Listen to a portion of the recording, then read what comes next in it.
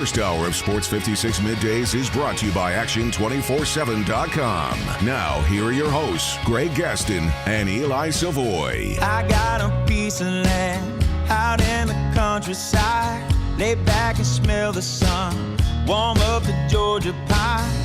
It's so good to be taking it easy. Why would I ever leave? 'Cause I know I got some good friends that live down the street. Hope your Tuesday is off to a great start. It is Sports 56 Middays on this Tuesday, February the 9th, 2021. Eli Savoy here in the Family Leisure Studios, and that is where family and fun come together. That's Family Leisure. They got their factory direct pool and patio sale going on right now. New 2021 inventory is available. Pool season just around the corner. Get ready now. Get in line for installation. They've got spas in stock, ready for installation as well. You complete your backyard with a new set of patio furniture, maybe some little play gym for the kids. It's all at Family Leisure, 2120 Whitten Road. That's just north of I-40 there on Whitten. Eli Savoy, Gabe Kuhn with you here. No Greg Gaston today. He will be back on the program tomorrow. Coming up on the program today, our normal Tuesday lineup, which features Connor O'Gara, the senior national columnist from Saturday Down South and Saturday Tradition, will join us at 10:25 or so to talk a little college football. Also get in a little bit of the Super Bowl with him. Jeff Crane, Deputy AD at the University of Memphis, will come on the program as he does each and every Tuesday. We'll do that at about 11:25. And then coming up in the noon hour today at 12:05, Matt Moore, our good buddy from the Action Network at HP Basketball on Twitter. Always fun talking to Matt about the NBA and what's going on. And we'll get into last night's Grizzlies loss as they fall again, giving up a bunch of points again. And another rough shooting night for Ja Morant as the Grizzlies lose at home and fall back below the 500 mark at 9-10. Also, we lost another big figure in the world of sports and a head coach, NFL head coach who is had a very weird career in Marty Schottenheimer. Just when you look at his career, it's crazy. The success he had in the regular season and then just the unbelievably bad luck that he had in the postseason throughout his career. We'll talk a little bit about that. We've got 2.5 questions coming up today. I'll be asking Gabe the questions today. We got Humdinger's Trivia today, giving you an opportunity to win a $25 gift certificate to Humdinger's. We'll be doing that at 11 o'clock, as we always do. The Super Bowl ratings are out. We had a weird postponement in college basketball last night, just a couple of hours before the game was supposed to be played. And we'll also let you know what our category will be tomorrow for our 5 favorite things. That's all coming up on today's program. It is, by the way, today, Gabe Kuhn, I don't know if you know this or not. Today is National Pizza Day. So if you want to celebrate, you can go get yourself a little pizza action today. I celebrate that constantly. That's at least a once a week thing. What is your go-to pizza order? See, it changes, but I'd say my most frequent. I like a little spice, so I go pepperoni, jalapeno. Really? Jalapenos on a pizza. Jalapeno is your go-to. That's your most yes, ordered. Most frequent, yes. Wow. How about you? Are you you're a pineapple guy? No, gosh, no. Do not insult me like that. To me, I can't comprehend people who would put pineapple on pizza. Well, that doesn't even make any sense to me whatsoever. I get sickened when my girlfriend orders a pizza and it's like chicken, pineapple, ham, and avocado, and I'm like, oh my Lord, how do you look at yourself in the mirror? Have a salad. If you want that, have a salad. Like, if Honestly, that's what you're getting, just don't ruin pizza. Arugula. Put arugula on the pizza. Don't ruin the name of pizza with that crap. I am a meats guy. Like, if I'm just going to get, generally the order is just going to be, most places have a meats.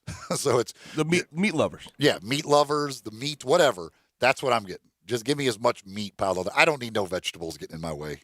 Just give me no the meat. anchovies, no. no vegetables, 0 vegetables. I don't mind. Like I can eat pizza with vegetables on it. Like I don't mind some like green peppers, maybe banana peppers, stuff like that. I could have mushrooms on my pizza. I'm fine with that stuff, other than pineapple. Not doing anchovies, but generally, if you're just asking me like, what do you want to eat? What pizza you want? Boom, give me the meats. Bacon, sausage, pepperoni, ham. Put it all on there. Yes. See, now I'm wondering, too, because you always bring up these national days. How do they decide that National Pizza Day is February 9th? I don't know. I'm not sure. I'm not sure where that starts. I don't know how these days all get. They just decided one day. Somebody one day was sitting around eating pizza on February 9th and was like, man, is there a National Pizza Day? No, there's not. Well, by golly, let's do it today. I don't know. Really don't know. It doesn't. There's no rhyme or reason to it. It's interesting considering pizza is,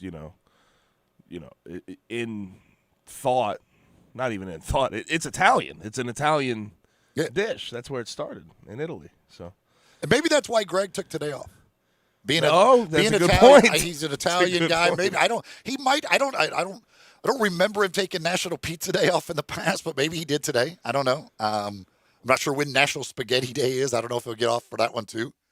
Now, we've discussed this, I believe, before, but you being a St. Louisan, do you like the thin crust, like the Emo's pizza? If for folks, anybody that's ever been to St. Louis, I think everybody knows what Emo's pizza is. It's like pizza on a cracker. Yeah, with like Provel cheese. It's like the bad cheese. It's a different type of pizza. I enjoy Emo's, but normally thin crust, no, absolutely not. It's just not for me. Yeah, I like normal. I lived up there, college and after college for a little while. Like, I learned to like Emo's. When I first got there, I was like, "What the hell is this?" I don't know. I don't understand this stuff. But then later on, I kind of liked it. I got to the point before I left that I was like, "Yeah, I kind of like Emo's pizza." People that live elsewhere for a while and then go into St. Louis usually do not like Emo's in the slightest. It's an acquired taste. I think it's an acquired taste. Even my dad, who's lived in St. Louis for, 30, 40 years, hates it. Can't stand it. Really? Yeah, because he's been all around the country having other pizza. Then you get to St. Louis with that Emo's, and it's just like it is a cracker with cheese whiz and toppings. That's what it is. It is. It's a different pizza experience. But I learned to like it. I guess it was just because like you have it so much. Because like anywhere you go, like people would have Emo's pizza, and I would just end up eating it. And so I learned to like it. And I'm not, obviously growing up not in Chicago but South Chicago, I've had Chicago style pizza a lot. I'm not huge into that. I like it. But it is almost too much. Like I don't like having to eat eating one piece and being stuffed. I kind of like having a few pieces of pizza. It's for me a stomach ache like waiting to happen. It kills my stomach. It is a lot. It's basically if you stacked 14 pieces of Emo's pizza together on top of each other. That's about Chicago style. If you're an acid reflux person, you got to stay away from the Chicago style. All right, one other thing on pizza. Are you a frozen pizza guy? Do you eat frozen pizzas? From time to time. Red Baron's all right. I can deal with that. And I think DiGiorno's okay. Other people don't really like it. Are you do you eat Tombstone? Tombstone's cool. Okay. I can do it. I'm a Tombstone. I eat a frozen pizza every weekend. Like that is my Saturday lunch. I make a frozen pizza. On Saturday at about noon, every Saturday, it's pretty much clockwork. There is a frozen pizza going in. Always Tombstone. And it's always Tombstone. Okay. I do not waver from my Tombstone. I'm a loyal Tombstone guy. Yeah. Tombstone's interesting, too, because I actually think, which is hard to find for some reason, you can't find just the sausage original Tombstone, like the original sausage. Because I would rather actually have that than I always get the 4-meat one, which obviously I said I like the meats. But to me, the Tombstone just sausage, because their sausage is just, it's by far the best in the frozen pizza world. But you can't find it. Like you could find pepperoni and sausage. You could find the 4 meat, but it's very hard to find just the sausage tombstones. Probably not in a Kroger around here. You could go on Amazon and figure it out. Special order it, get it delivered. I haven't gotten to Amazon for my frozen pizzas. I order a lot of stuff on Amazon. I haven't gotten there for my frozen pizzas yet. It's a good thought, though. Maybe I will have to get into that. But happy National Pizza Day to everybody out there. Hope you go and enjoy some pizza today if you want to, and have a good celebration, whatever style of pizza it is that you like. Well, last night, Memphis Grizzlies in action once again. They were down at FedEx Forum in front of a few fans. Actual attendance announced was 1,844, as a matter of fact. And the Grizzlies looked pretty good early. Had a halftime lead, put up 70 points in the first half. Things were rolling offensively. Kyle Lowry had left the game for Toronto with some back spasms, so they were without one of their best players. Grizzlies had the lead, rolling offensively. And then in the second half, they couldn't stop the Raptors. And in the fourth quarter, the Grizzlies couldn't score. The Grizzlies went for just 16 points in the fourth quarter. They scored 43 in the second half after the 70 in the first half. And the Raptors outscored 34-16 in the fourth to win 128-113. Big games for Pascal Siakam with 32, and Fred VanVleet, who had the 54-point game last week, he goes for 32. Norman Powell went for 29. And those three guys combined to go 15 for 24 from three-point range. Pascal Siakam's not even a three-point shooter, and he went 5 for 8. Norman Powell, 6 for 9. VanVleet, you expected. He was 4 for 7. Overall, they made 20 threes. 20 for 37 from three-point range for the Raptors. It was, they just went crazy from the three-point line. And if this is, again, the three-point shot is the great equalizer in basketball now. If a team's going to make 20 threes on you, they're going to be hard to beat. That's just bottom line. Pascal Siakam's a 27% three-point shooter, and he goes 5 for 8 last night. And then in the fourth quarter, you just sort of knew it was not going the Grizzlies' way when he banked that one in at the end of the shot clock. And you're just like, oh, my gosh, this is – the Raptors could not miss in the fourth quarter, and the Grizzlies couldn't make a shot from deep. They were struggling badly. It's funny because you mentioned that bank-in three. Yeah, that was kind of the, okay, all right, it's over, like, seriously. But in the first half, it was Ja Morant who – I guess he was trying to throw a pass. I don't even know what he was doing. Like, he just threw the ball up and somehow it went in. Like, it was one of the craziest three-pointers you'll ever see. I still don't know if it was a pass or what he was trying to do, if he was trying to draw a foul and just throw the ball to the rim. But somehow the ball goes in, and so you're like, at that time, you're like, okay, this is the Grizzlies' night. I mean, he's just throwing a ball up in the air, and it goes in for a three-pointer. Kyle Lowry leaves the game, back spasm. Then, in the second half, Nick Nurse gets angry. There were some weird calls last night in that game, both ways. Like, I thought the Raptors got some really bad calls against them. The Grizzlies got some really bad calls against them. There was one ball that went out of bounds that was clearly knocked out by two Grizzlies players. There wasn't even a Raptors player really near it. And they gave the ball to the Grizzlies. And the Raptors were like, what? But you couldn't even. And then you had Taylor Jenkins won another challenge. Last year, he would never challenge calls. This year, he's winning challenges like it's nothing. But Nick Nurse gets booted from the game. So you have Nick Nurse, their head coach, gone. Kyle Lowry, the all-star point guard, gone.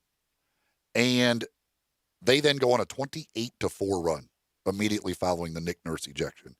And it was just the Grizzlies.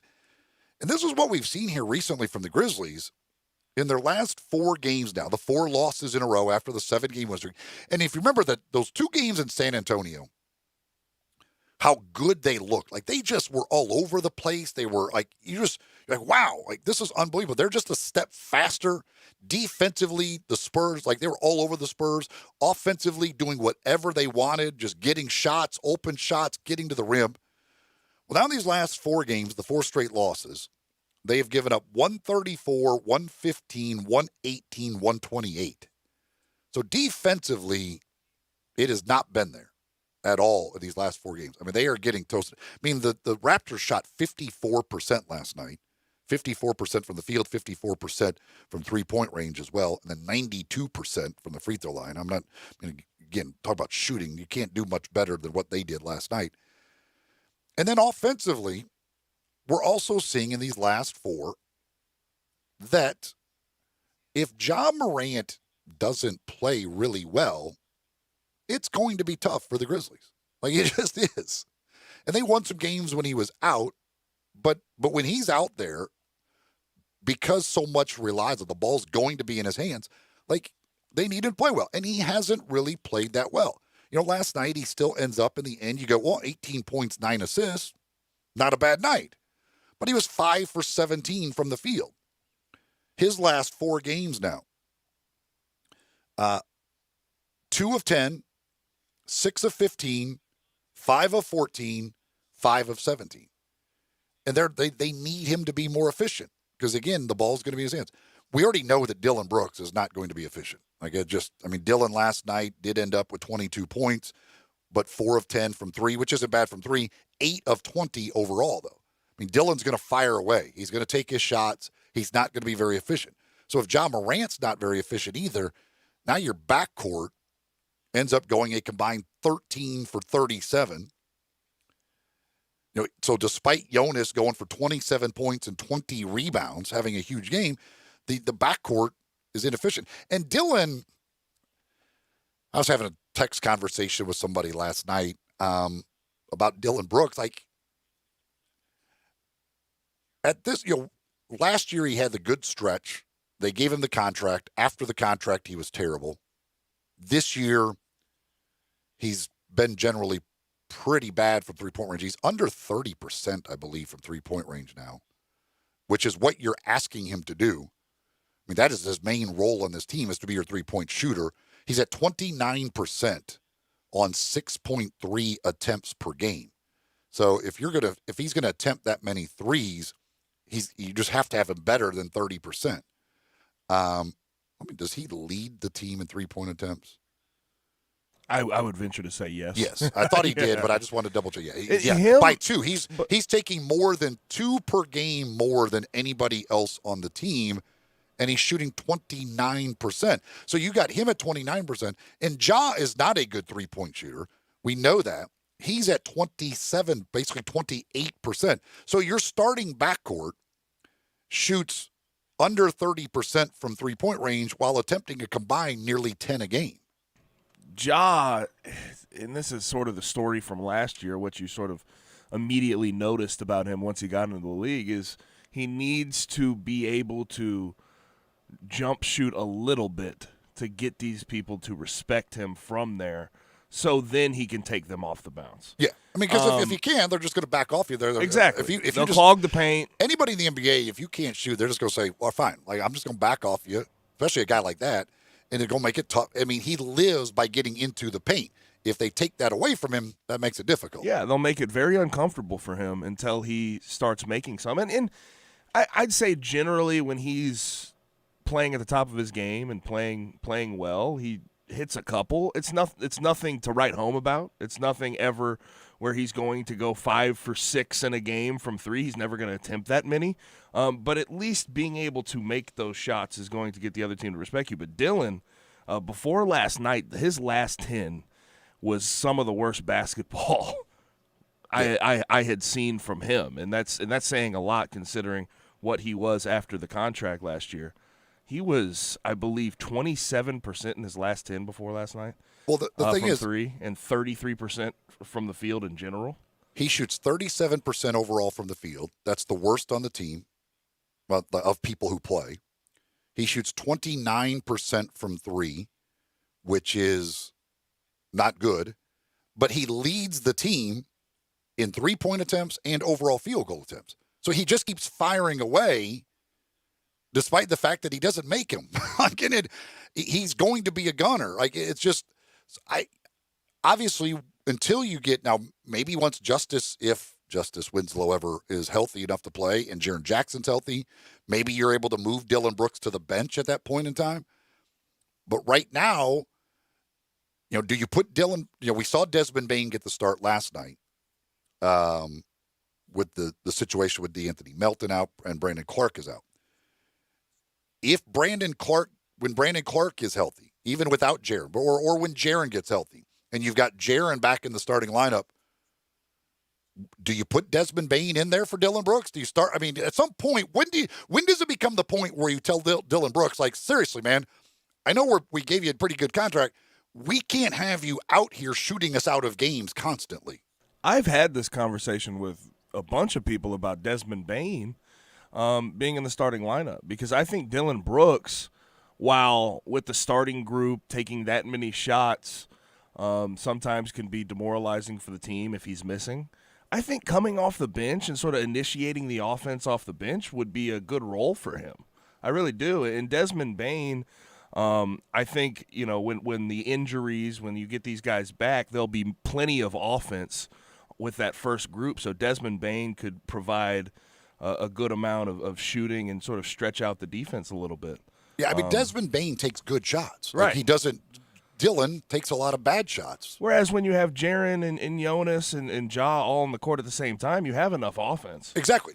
And you want them getting those shots. And Dillon keeps taking the darn shots. He doesn't pass very much. He has actually passed more this year than ever, I think. But he generally doesn't pass very much. And he wants to fire. Again, he's leading the team in field goal attempts. That shouldn't be the case. Not at his percentages. You can't be having him lead the team in field goal attempts. So, yeah, I mean, Desmond Bain is more than willing to just be the catch and shoot guy. And if you've got Jaren Jackson out there, you've got Ja Morant out there, and you've got Jonas Valanciunas out there, as you say, like, you don't need somebody else doing a whole lot. Like, Ja is going to be your playmaker. Jaren is a shooter and also, obviously a big-time scorer.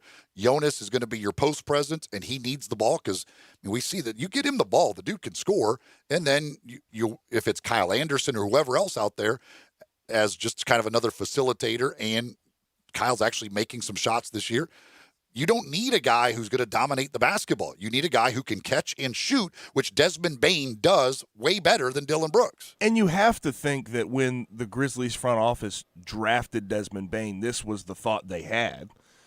At full strength, when we have our offense all together, Desmond Bain could be our two, more or less, our starting two. At least that's what I would think they were thinking when they took him. Desmond Bain shoots 2.2 3-pointers less per game than Dillon Brooks, makes 0.1 more. So, I mean, it tells you right there who needs to be getting more of the shots, and it certainly is not Dillon Brooks. But the Grizzlies have lost 4 in a row now. They host Charlotte Wednesday. They're below 500 at 9-10 on the year. The standings are so jam-packed. I mean, it's crazy when you look at the standings and how they have fallen now to 11th, but they're like 2 games out of 6th. Like it's the whole thing from basically 6th through 12, 13 is just really, really tight. All those teams within a couple, 2-3 games of 500 on the season. They'll host Charlotte Wednesday. Then they go west to the Lakers and to Sacramento as well after last night's 128-113 loss to the Toronto Raptors. Up next, we shift gears. We'll talk a little college football. Connor O'Gara will join us, senior national columnist for Saturday Down South and Saturday Tradition as well, as we're here live in the Family Leisure Studios. This hour of the program is brought to you by the folks at Action 24/7. They've got some great specials going on this week that I'll be telling you about a little bit later on. Connor O'Gara's next here on Sports 56 Middays on Sports 56, 98.5 and 96.1. Do you know who I am? Who are you? I'm Superfly TNT. Johnny Radio. Where do you want to be? 1 to 3? Right here with me. Sports 56, 98.5, 96.1 FM, Monday through Friday. This is Sports 56 Happy Hour, your good buddy Johnny Radio. Brian Elder's Roofing Solutions. 2021 is finally here. Might I suggest we start the wonderful new year with a makeover for your beautiful house. I'm Brian Elder. I'm a roofer. I fix roofs. Don't let them tell you that it has to be replaced when all it may need is some love. 867-0303. Let me love on your roof. I've made quite the reputation over the last decade as the guy to call after the insurance company denies the claim. Overturning a claim that has gone bad is an art form where you argue county code, manufacturer specs, and details of your policy that they have to abide by. So let me see it first. If I say it's a claim, it's a claim. 867-0303. Money is free at Brian Elder Roofing with 0% financing for half a decade. I'll measure your roof from outer space and get you a quote right over the phone. 867-0303 or BrianElderRoofing.com. Call 867-0303. Brian Elder's Roofing Solutions. Hey, we understand. With everything that's happening, with all the new regulations, maybe you're not ready to come and hang out at Sweetgrass to catch a ball game. We want you to, we really do. And we're open for you to do just that. But we're also offering the next best thing, the new Sweetgrass Tailgate Party Packs. Whether it's wings, house-made dips, sliders, or other Sweetgrass tasty treats, all you have to do is call us or go to sweetgrassmemphis.com to order just what you're dreaming of when you're dreaming of watching sports and enjoying some sweet, sweet Sweetgrass. The Winter Collection sale now until March at Lexus of Memphis at 2600 Ridgeway and online at lexusofmemphis.com. Your one and only Lexus dealership in Memphis. This great Winter Collection sales event has super special financing offers featuring the flagship LS500 and Lexus named the #1 certified pre-owned program in the industry for the 4th straight year by U.S. News and World Report. The Winter Collection sale now until March at Lexus of Memphis. Experience amazing at Lexus of Memphis. The folks at Homer Skelton Hyundai want to say thank you. Thank you, Memphis, for another spectacular year. They set records, but I can understand why. You think about the product. Where else do you get a 10-year, 100,000-mile limited powertrain warranty? That's what you get on every new car at Homer Skelton Hyundai. Oh, and thank you again for the 11th straight year, the #1 certified pre-owned car dealership in all of Memphis. It starts with that product, but then it goes to the shopper assurance. Where else do you go where you get transparent pricing, flexible test drive, take the car for a couple of days if you want, streamlined buying process? You're not going to be there all day, in and out. And then,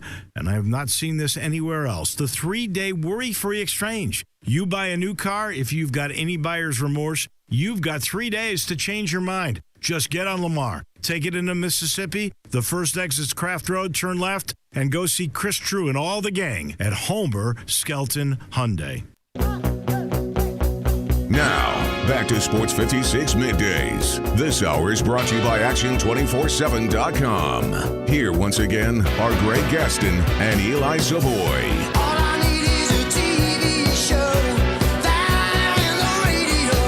Welcome back. Sport 56 Middays on this Tuesday, National Pizza Day. No Greg, Eli, and Gabe here from the Family Leisure Studios. Talked a lot of Grizzlies in segment number 1. Now we're going to shift gears, talk a little college football, talk a little Super Bowl as well. As joining us is Connor O'Gara. He does it each and every Tuesday. We got Connor. It's time to talk some SEC and college football on Sports 56 Middays. Joining Greg and Eli is Connor O'Gara from SaturdayDownSouth.com. Now, here's Connor with Greg and Eli. Senior national columnist for Saturday Down South and Saturday Tradition. You can follow him on Twitter at CJ O'Gara. And a Cub fan as well, which makes him a good guy. It is Connor O'Gara. What's up, Connor? Happy National Pizza Day.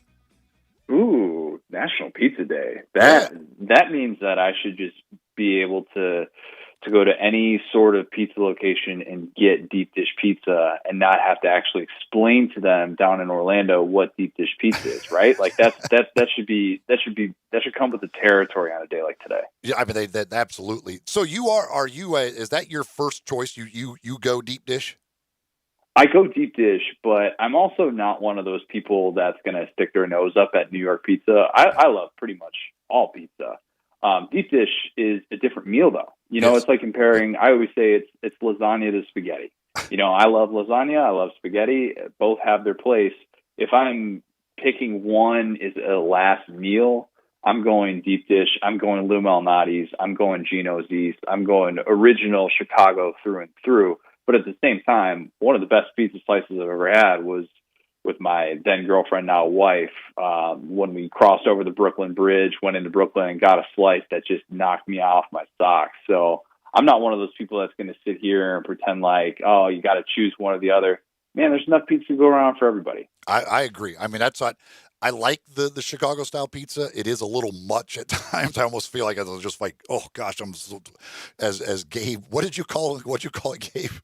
I have. It's like a lead balloon going into your stomach. Honestly, if you have acid, if you have acid reflux, it is just. It's kind of like a Thanksgiving meal. You better be ready to take a nap afterwards. That's what I kind of feel like. Like if you don't have ability to take a nap afterwards, you might want to go another way. What's your signature toppings, Connor? What's your universal your go-to toppings? Sausage and mushroom is my go-to for if I'm going deep dish like that. But any sort of combination of like sausage and peppers or something like that is perfectly fine. I'm not one to really pick and choose with toppings. Pizza, in my opinion, is, I usually, when you go into a group setting and there's like 4 pizzas sitting there, I love pizza so much that I'll go to the one that I know is going to be touched by it's going to be the least popular pizza there. I'm willing to bite the bullet and acknowledge that other people probably like this kind of pizza, even if it's sometimes that pizza is just cheese. And I'm like, you know what, this is totally fine. This is a perfectly satisfying meal. I'll let everybody else take the popular stuff. If they want their barbecue chicken pizza, they want their ham and pineapple, whatever it is, I'm going to go with the one that's least popular just because I'm just happy to be sitting here eating pizza. Yeah, the pineapple people, I'll never get that. I don't understand why you ruin pizza in that way. So you have an article up on Saturday Down South about why you came away from the Super Bowl thinking about Texas A&M. So explain to the folks out there, after watching Tom Brady win number 7, the Chiefs not score a touchdown unbelievably, why you came away thinking about Texas A&M. Well, Gabe can appreciate this because I came away from this thinking entirely about offensive line, because I thought that game illustrated so perfectly the difference between having it and not having it. And by it, I mean protection and being able to block a basic front. And for those who went into this Super Bowl who sort of discounted the Eric Fisher injury and said, it doesn't matter that Kansas City is rolling out 7th-round offensive linemen and right guards who used to, who aren't comfortable playing tackle and undrafted free agents, they'll be fine. They've got Pat Mahomes. He does incredible against the blitz. And then you realize after watching that game, even a superhero like Pat Mahomes, who some are still saying could be the greatest to ever play the sport, couldn't do anything with that. And he was still pressured on something like 29 dropbacks, but only 4 of those were blitzes. So I bring up Texas A&M because I'm watching that game and I'm like, man, you see how night and day it is when Kansas City can't protect Pat Mahomes, and there's really nothing he could do.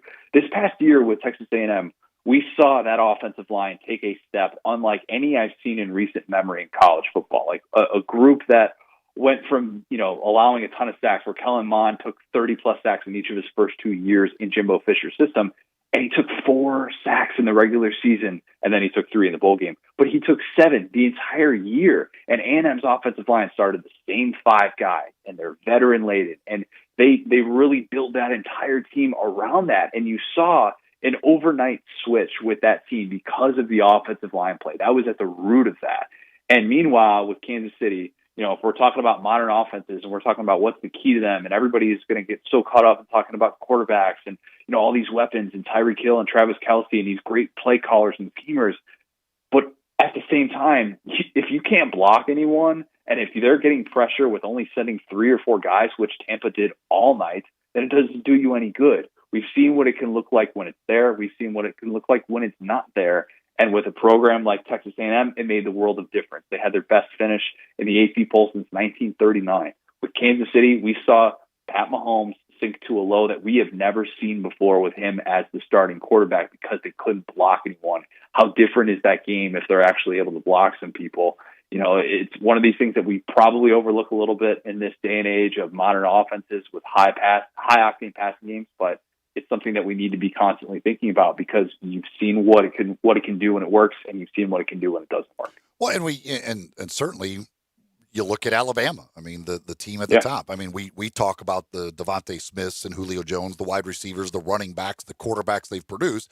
But the consistent thing every year, we know they're going to be great up front. And they just got the 2 top offensive tackles in this recruiting class. That consistency is there year after year after year up front on both sides of the ball, which is what makes them so great. And Alabama just won the Joe Moore Award, given to the best offensive line in college football. And A&M was one of the finalists, one of the 3 finalists for that award, Notre Dame being the other one. All 3 of those teams finished in the top 5 nationally. So, as much as we're going to talk about how much the quarterback and what he's able to do, and if he's able to have these dual threat capabilities, and if you have an offensive mind on staff who can scheme these guys open, it still comes back to that basic principle, or else none of that stuff matters. Because A&M, when it didn't give Kellen Mond time and the offense really couldn't find any sort of identity, it wasn't good. I kept bringing up the stat coming into this year. That was a team that led for 7 minutes and 42 seconds against teams that finished in the top 15 nationally. That was in 300 minutes of football. So I wasn't on board with it. I was like, well, A&M's not getting some influx of talent at the skill player positions. If anything, they're losing all these guys. How are they just going to all of a sudden become this contender? Well, you look at how different it was on the offensive line, and that changed everything. And I think it's just something that we need to keep in the back of our minds as we talk about these modern offenses and trying to be able to split, 5 wide type of sets. You still need to be able to block with your 5 guys up front. And if you can't block those 3 or 4 guys, man, your offense is going to be looking for some answers. And Kansas City couldn't find those answers. It's funny too, because, and Gabe, I heard you talk about this yesterday about Auburn, because those really good Auburn teams, those national championship Auburn teams, like I always thought of Auburn, they always seem to have these massive offensive tackles. They were really just dominant up front. And I feel like that's one of the things that led to the downfall of Gus at Auburn. They aren't dominant up front anymore. Yeah, and that's true. And even on the flip side of that, I thought about Auburn when this 2019 LSU team, right, that everybody still remembers, Joe Burrow, what he could do over the course of the game was unbelievable. I was there for that game against Auburn. It was LSU's closest game of the year. Kevin Steele, Auburn defensive coordinator, comes out running this 3-1-7. And, for a while, it kind of flummoxed LSU because Auburn was able to get pressure with 3 down linemen. When you have Marlon Davidson and Derek Brown, and you're able to get pressure with 3 down linemen, it totally changes what you're able to do. LSU, Joe Brady, Steve Ensminger, they made the adjustment mid-game. They're like, oh, well, we have Clyde Edwards-Helaire, and we can run the ball right at them. Kansas City had Clyde Edwards-Helaire, exactly, and they still said, oh, no, we have Pat Mahomes. Pat Mahomes is so great against pressure. He's so great against the blitz, and it didn't matter. And they didn't make that adjustment that they needed to make. I think that game is totally different if they're able to make that adjustment instead of just relying on Pat Mahomes to make these crazy wild throws over the course of the game. But obviously, when you're down 3 scores late, there's only so much you can do. But it was very telling to see that play out. Yeah, I completely agree. I said that yesterday. I don't understand why early in that game you don't just pound the ball at them and make them try and have to bring those safeties up. But I mean, there's also the idea that, yes, we've got Patrick Mahomes. That's how we win. We win with Patrick Mahomes and these guys. So a couple of things. Tennessee continues to search for a defensive coordinator. Al Washington, the Ohio State linebackers coach, is the latest name. Are you hearing? Does it look like that's going to be? Is he going to be the guy? Yeah, there's a possibility there, but I've been very skeptical of what this search was going to look like, and I did not necessarily. I wasn't crazy about just saying to Kevin Steele, yeah, you know what, just go on your merry way. And I brought up the point about why I didn't necessarily fault Brian Harsin for not retaining Kevin Steele. If there was any truth to the rumors that he was creating a ruse to get Gus Malzahn fired, that's not something you want to think about. And if that crossed Josh Heupel's mind as well after taking over Tennessee, okay, I get it. Still, at the same time, beggars can't be choosers. And Josh Heupel hasn't exactly been known for cultivating a quality defense with the way that his offense plays. And that was even a criticism of him at Mizzou. Go ask any Mizzou fan. Yeah, that offense was fun. It could do some fun things with Drew Lock in 2016, 2017, but it was 3 and out or 70-yard touchdown. And that's really, really difficult on a defense. And I think there are a lot of coordinators who are looking at this situation thinking, this might not be the best situation to sign up for. Why would I want to sign up and play for this? and really have my reputation on the line when you're going to be, really kind of facing an uphill battle with some of the depth issues. I know that there are Tennessee fans who want Jim Leonhard to come aboard. Jim Leonhard's been the defensive coordinator at Wisconsin and has been considered kind of a rising star in this business for a while. Dude just turned down the Green Bay Packers to be the defensive coordinator there. I don't think he's signing up to leave for Tennessee, so I'm not holding my breath on that one. But this search is going to be difficult. And if they are able to get someone like Al Washington, that'd be great. Ohio State fans have really come to appreciate him. He's been an important part of that defense. But, yeah, this just comes down to being really difficult to sell that if you're Josh Heupel right now. Connor O'Gara, senior national columnist for Saturday Down South and Saturday Tradition, joining us. I know you also have written here recently about transfers and the transfer portal and fits for each team. What teams around the SEC do you think might need to go to the transfer portal for a quarterback? I actually think that most SEC teams are going to stand pat with the way that the market looks. Now, I just saw that Kentucky added Will Levis from Penn State, and I thought that he would have been an interesting fit at a place like Vandy. Vandy is overhauling that offense with new head coach Clark Lee. And they're going to do some different things on the offensive side of the ball. And Ken Seals was a true freshman, so you just kind of never know what exactly that's going to look like moving forward. But I actually think it should be really quiet on that front this offseason based on what the market looks like. And it's just not as plentiful as we've seen in the past. There's not, the Joe Burrows of the world who are entering the transfer portal who are really attractive. Now, that could change after spring, but the one that I'm super intrigued by, and it's not going to happen, but I still, in the back of my mind, are like, hey, never say never. Tate Martell to Arkansas. Now, Tate Martell has been everywhere, and there are a lot of programs, and probably the vast majority of programs, who don't want to touch his drama with a 10-foot pole. They really don't. And I'm not saying that Sam Pittman is exactly stepping up to the front of the line to bring Tate Martell into Arkansas, but Tate Martell with Kendall Briles' offense would be fascinating to watch. It would be really, really intriguing because Tate Martell can run tempo. He's got the mobility. That much we know, despite the fact that he switched to receiver before the start of the 2019 season. He could run that offense. There's no doubt in my mind. And if they're not sold on KJ Jefferson, who let's remember was a Chad Morris recruit, then that could be an intriguing option, one that would gain a lot of headlines in the SEC and would make our jobs a little bit easier over here at Saturday Down South. I don't think that's going to happen just because of all the drama associated with that. But I think that most SEC teams are actually going to stand pat, and they're going to be content to just kind of ride it out in part because of the market and in part because they feel pretty good about their quarterback. Speaking of guys who are everywhere, how about John Franklin III getting a Super Bowl ring with the Tampa Bay Buccaneers? Last chance you, man. That's, when I saw that tweet thrown out there, I think it was Cole Kubelek who threw that tweet out there about John Franklin III. I'm like, oh man, I had no idea. I had no idea he was with Tampa Bay. And he's got one of those names that can sort of be lost in the shuffle. Like sometimes, I know this is bad, but sometimes I'll get him mixed up with James Franklin, the former Mizzou quarterback. So I'm like, oh wait, which guy is it? Because they're both, very basic, similar names. But good for him. I mean, it just kind of goes to show you, quarterbacks can take very untraditional paths to being able to have that success. I know he was down at FAU, with Lane Kiffin for a minute there, and I mean, good for him for being able to get onto a roster and getting that type of moment in his professional career. He started at Florida State first, and then he went junior college, then Auburn, then FAU. Is that the route? I think there's something. I think there's got to be another school mixed in there, right? I thought it was like 5 schools, 5 years, or something like that. I mean, it was a lot. He's the type of guy that's really hard to keep track of. Because I remember, as a Bears fan, I remember him being on the practice squad for a minute there, being like, "Ooh, hey, you never know." I remember watching him, at Scuba, and thinking to myself, "This guy, you know what? He's a playmaker." Man, he's 26 years old now. Wow. John Franklin is 26 years old. That's crazy. Time's flying. What's the path, Gabe? Florida State, East Mississippi, and then he transferred out of there to Auburn. Then after that to Florida Atlantic. Okay, yeah, so that's right. I was sorry. I thought it was.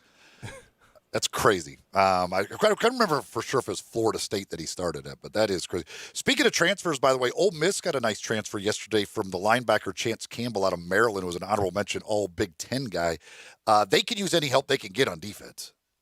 Yeah, they really need it. They need it badly, and they have a lot of starters back. I think they have 10 starters back on that side of the ball, if I'm not mistaken. But and then Otis Reese is going to get a full season with them, which I think will be really important. But this defense should be much better now with year 2 in Chris Partridge and DJ Durkin's system. And I was really critical of them going into year 1. And I'm still not a DJ Durkin believer. I'll go on record saying I just don't think he's as good of a defensive mind as many in the sport think he is. And I don't think his recruiting exploits make the juice worth the squeeze after what he went through at Maryland. But, they're able to recruit the East Coast really well. Chris Partridge, 5 years ago, was Rashawn Gary's coach in high school. And then all of a sudden Michigan hires him to be an assistant. You know how that tends to work out.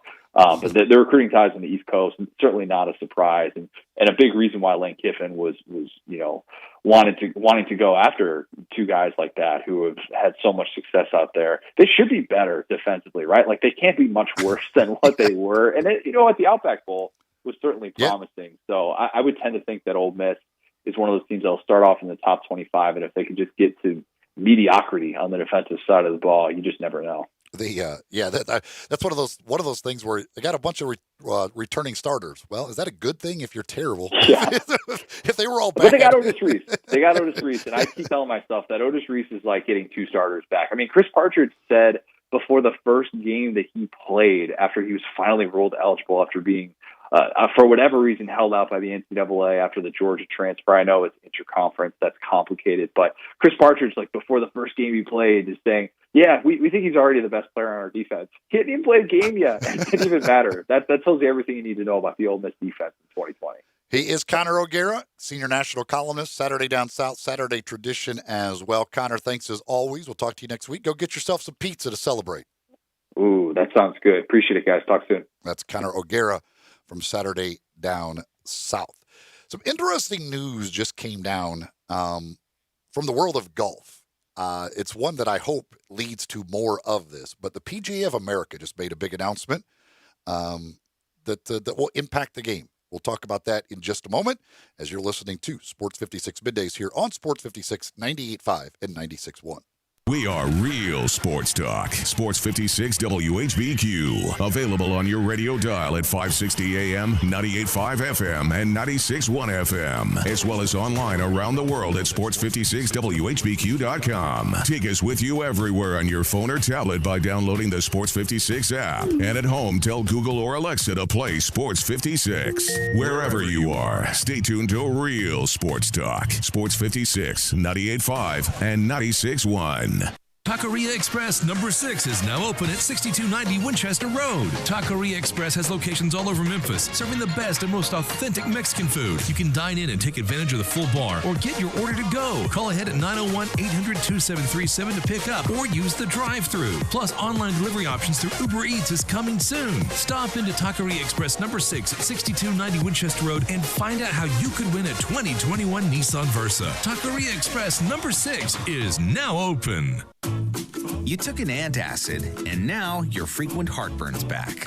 Stop heartburn before it begins with Prilosec OTC. Its unique delayed-release formula blocks heartburn at the source for 24 hours, so you can extinguish heartburn before it starts. Make the switch to Prilosec OTC today and live heartburn-free. Prilosec OTC. 1 pill a day, 24 hours, 0 heartburn. It's possible while taking Prilosec OTC. Use as directed for 14 days to treat frequent heartburn, not for immediate relief. This is a job alert. If you're looking for work, this will interest you. Whether you're looking for full-time, part-time, or even something temporary if you've been recently furloughed, text 107-JOB to 49330. That's 107-JOB to 49330. Office work available now in a clean office environment with all COVID precautions taken. Text 107-JOB to 49330 and someone will be in touch about these job opportunities available now. Text 107-JOB to 49330.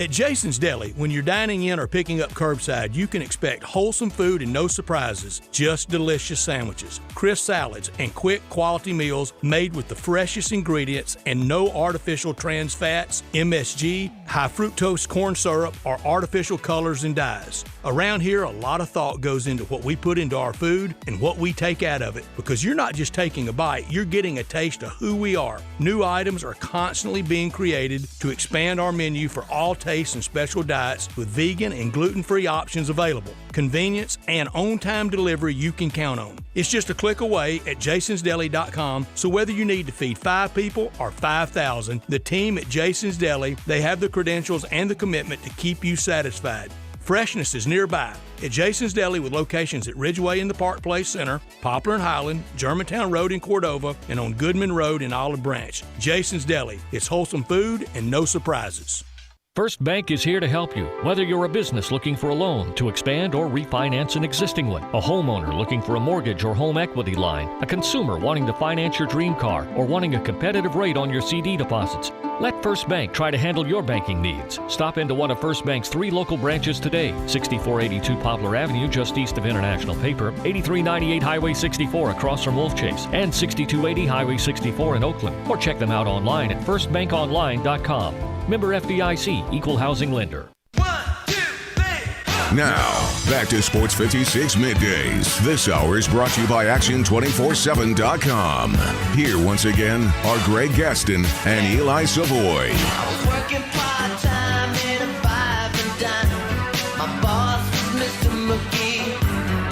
Welcome back here in the Family Leisure Studios. This hour is indeed brought to you by Action 24/7. And they've got some special things going on. Today, they've got a hockey loss refund. You can bet on the Predators Lightning total goals. And if there's a scoreless period in the game, you get a 30% loss refund. They've got some basketball parlay insurance they're going to be doing tomorrow. Saturday, some soccer parlay insurance and MMA insurance. So you can, and also right now, for the next week, they've got Australian Open loss refund on some parlays there for Australian Open winners. And you get a 20% refund if it doesn't hit. So they've got a lot of things going on. Just because football's done doesn't mean it's time to stop betting. You can still be betting on a lot of different things. They got all kinds of different stuff out there, from tennis to hockey to basketball to soccer to MMA. It's all going on, and you can bet it on Action 24/7. Download the app to your phone. Go to the website. They've still got free games you can play as well to win real cash.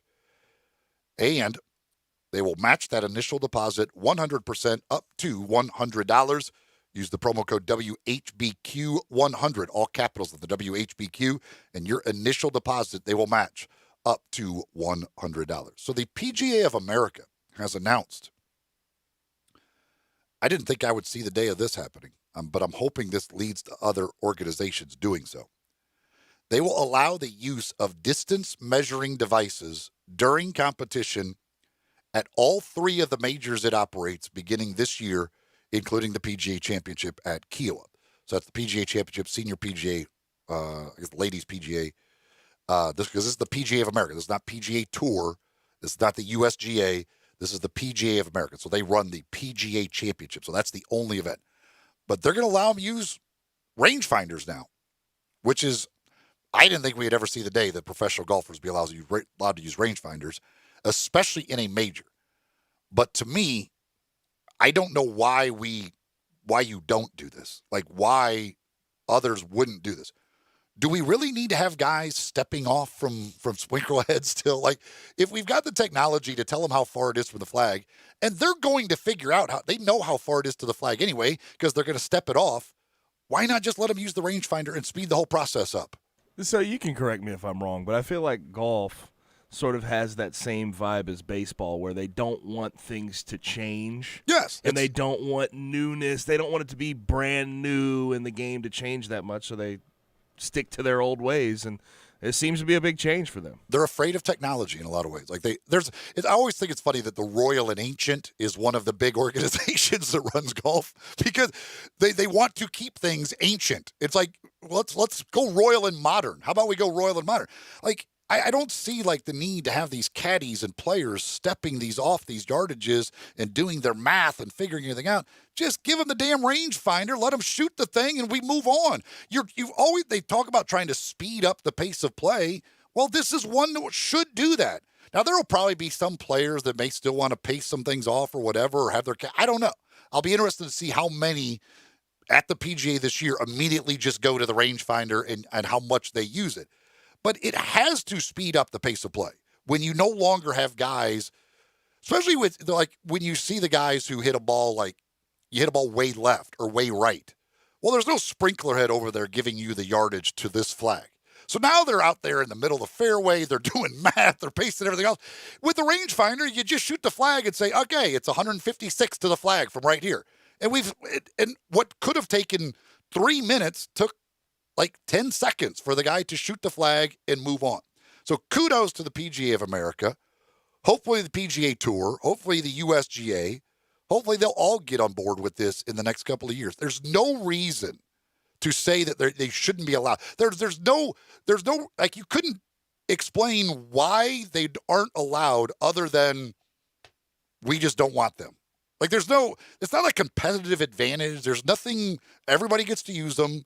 There's nothing to it other than we just don't want people using rangefinders. That's basically their explanation. Could only be the explanation. So bravo to you, PGA of America. The PGA Championship this year, guys can start using distance measuring devices. So that'd be a rangefinder. I guess that would also be any kind of GPS. You got the GPS watches and stuff that tell you different yardages. Didn't think I'd see that day. I imagine these guys will take advantage of it. They should. Most of them. And again, it should speed up the pace of play. It should have a positive effect on the pace of play, which is what everybody in the world of golf is the main concern that everybody has, from the tour to all the courses around here. Pace of play is the number one problem in golf. Rangefinders, distance measuring devices speed that up. We kick off hour number 2 with Humdinger's Trivia, your opportunity to win a $25 gift certificate to Humdinger's. That comes your way next here on Sports 56, 98.5, and 96.1.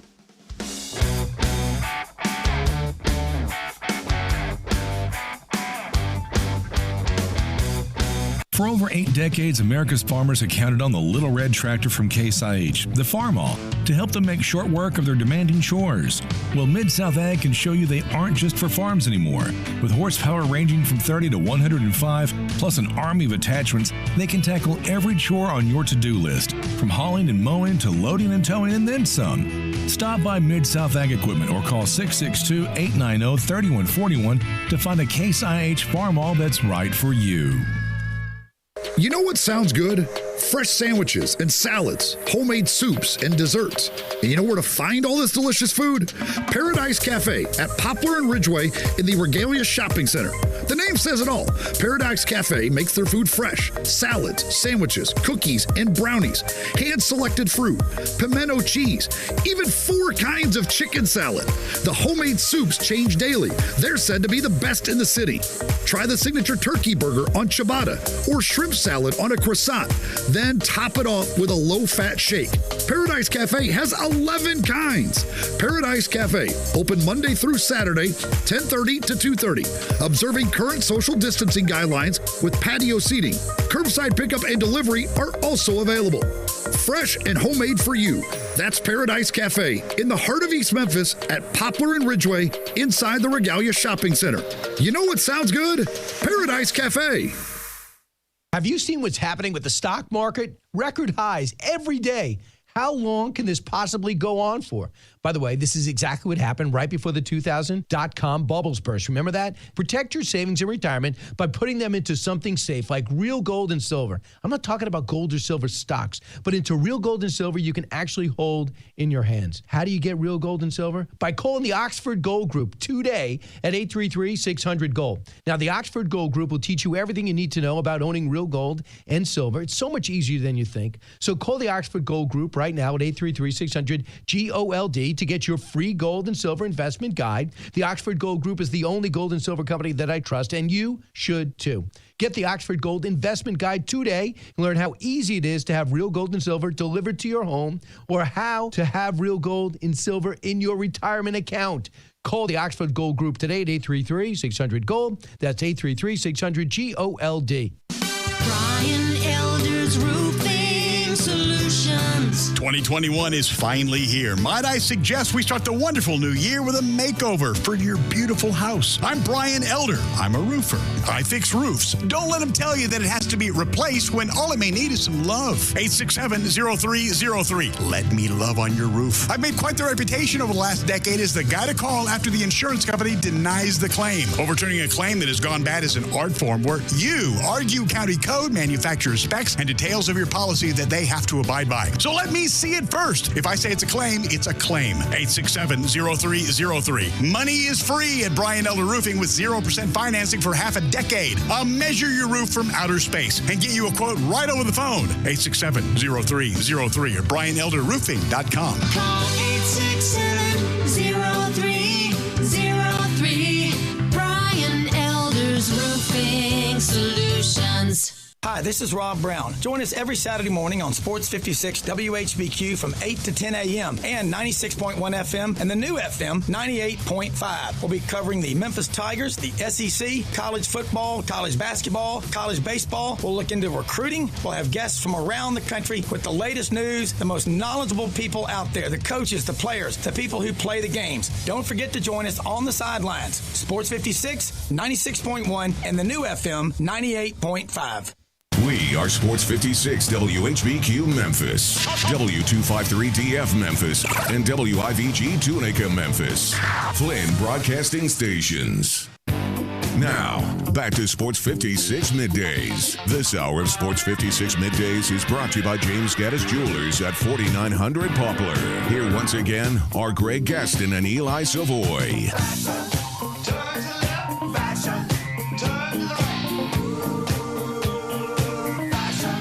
Welcome back here in the Family Leisure Studios. Factory Direct Pool and Patio Sale going on right now at Family Leisure at 2120 Whitten Road. Eli Savoy, Gabe Kuhn with you. Greg is off today. He'll be back on the program tomorrow.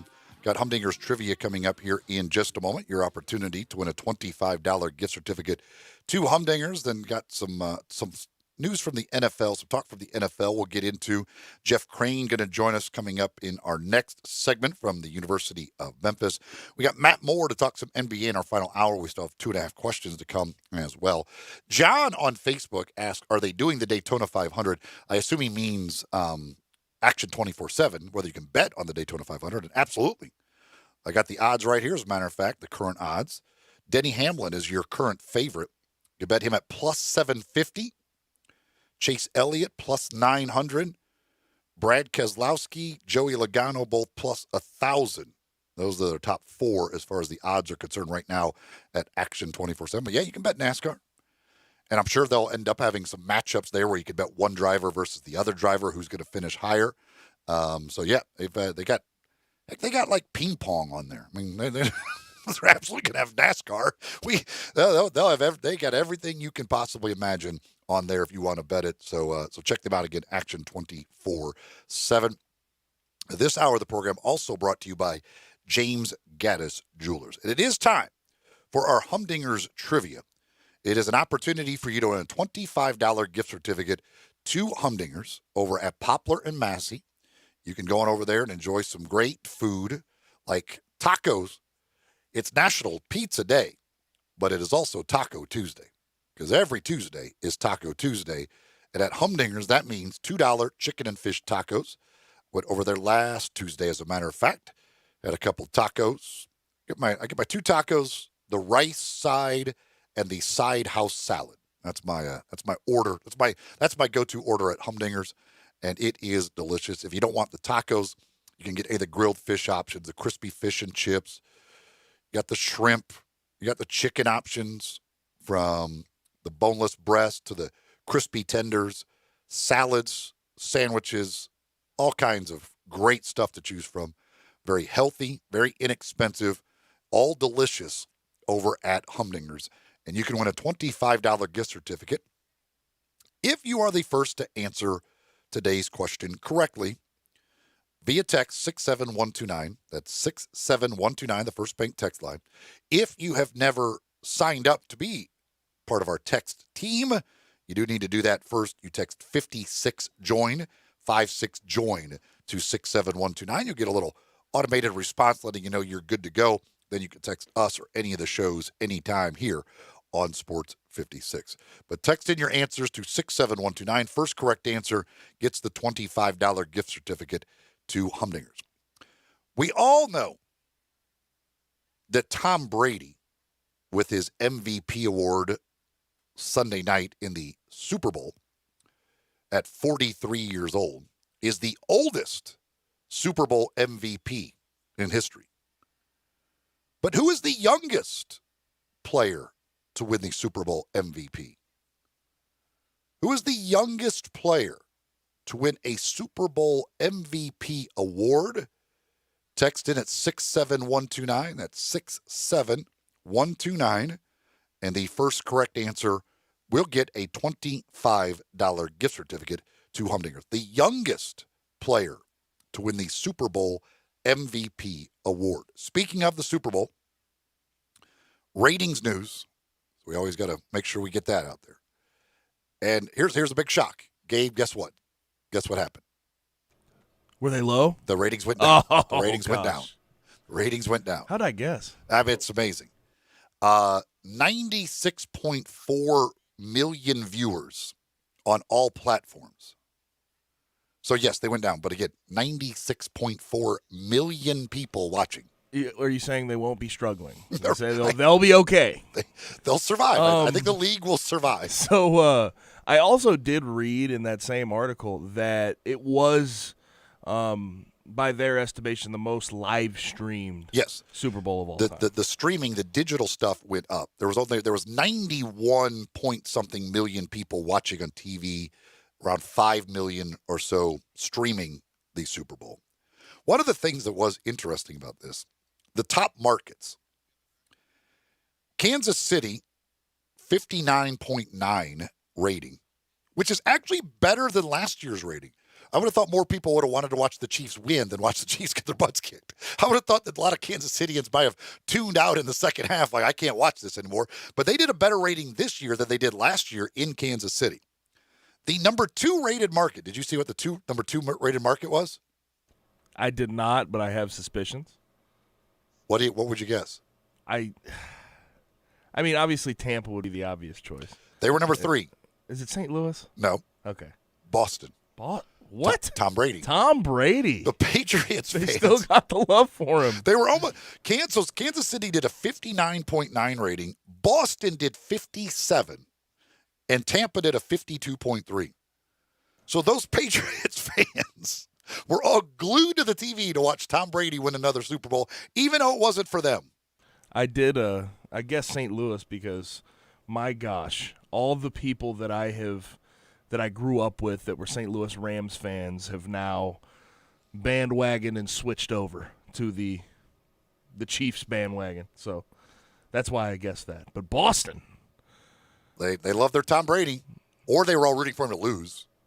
I don't think that's the case. I don't think there's any spite really for that. I feel like they all still just appreciate what the heck Tom Brady did. I feel like they're angry at Bill Belichick, honestly. Yeah, I mean, there's probably more now. Like, why did we let Tom Brady go? It's hard not to be a Tom Brady fan if you're a Patriots fan. I mean, come on, he gave you your six Super Bowls. You can't. Yeah, again. Go against that guy. Yeah, and you can't fault him at 43. If he they really didn't want him back. So you can't. I don't see it. There's no way to be mad. If you're mad at Tom Brady, well, then you're spiteful. I mean, the dude, brought you 6 Super Bowl titles and 9 Super Bowls. You never had a Super Bowl title until Tom Brady. He brought you 6 of them. You can't then be mad that he goes and plays somewhere else, whether he wins or not. But that was pretty funny though that Boston, the number 2 rated market for the Super Bowl, at a 57 rating. The Puppy Bowl, by the way, was up this year, 15%. Whatever that means, I don't know.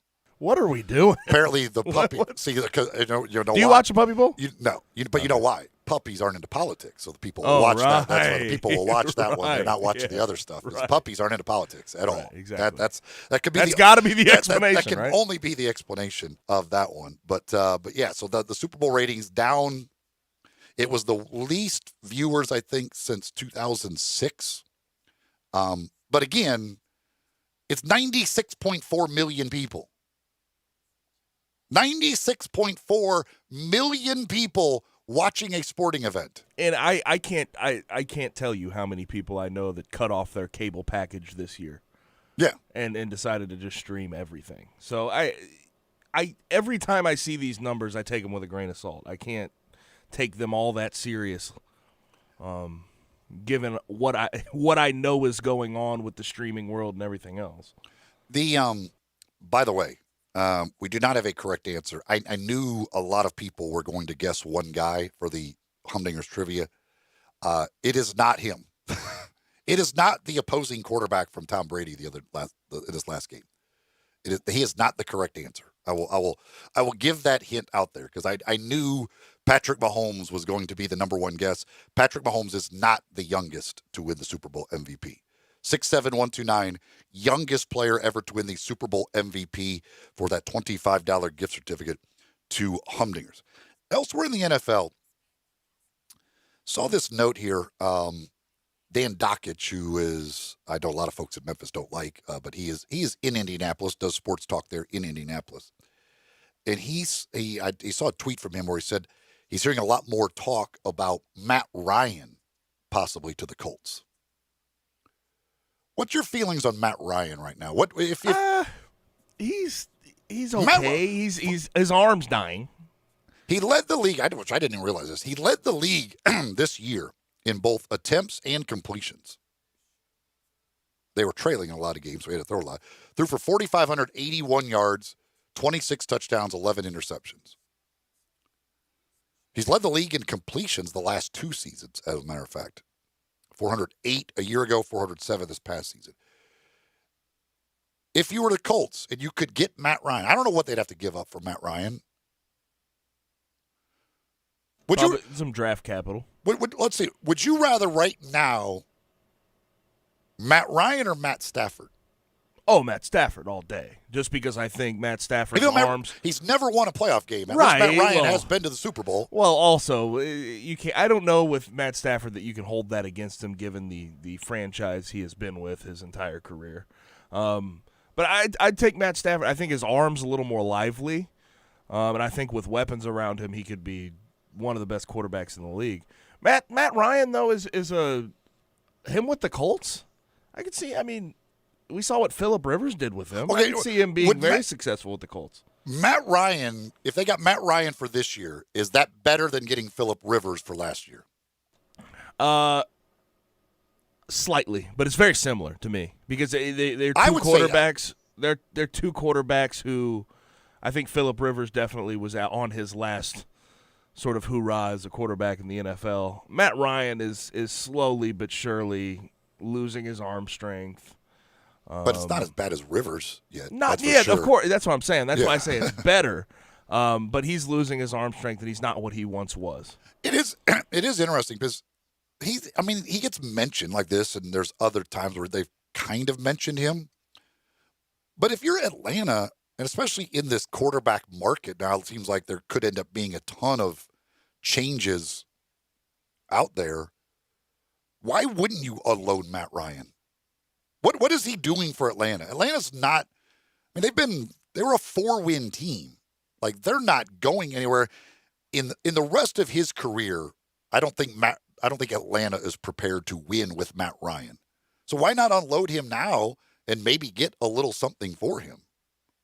I agree with you. I have no idea. I think they will. I think they're eventually, whether it's this year, next year, whatever it is, going to move on from him. A lot of people in Atlanta want them to go for a quarterback in the first round this year. I'm not sure they'll do that if they don't get rid of Matt Ryan, but I don't know why you wouldn't. It makes sense. I mean, if you're them, it's almost like turn it into some draft capital, turn it into something you can use in the future. Julio Jones, Matt Ryan, like you might as well start looking at unloading all these. Like they should go into a complete rebuild almost. Let's say the Texans do not trade Deshaun Watson. Let's say they stand by that. They're able to patch up the relationship or whatever, and we're not trading him. Is there a better quarterback that can be acquired than Matt Ryan? Is Carson Wentz, I was gonna say, is Carson Wentz better than Matt Carson Ryan? Wentz. He's younger. He's younger, but I would if I'm trying to win like next season, I would rather have Matt Ryan than Carson Wentz, wouldn't you? No, Matt Ryan is the guy. Then is probably at that point the best guy on the market that you could probably go get. Carson Wentz, though, but it depends how you feel about Carson Wentz, because Carson Wentz, I do believe, in the right situation, has some good football he can play. Although I do think the injury took a toll on him. He just turns it over so much. Yeah, well, it's just been, and also it's weird because with Carson Wentz, there's that crutch. He had absolutely decimated O-line, and as far as weapons goes, he didn't have much. I mean, Zach Ertz is slowed down. He had Alshon Jeffrey there for a while, but Alshon Jeffrey's been, questionable for the past 2 years to play.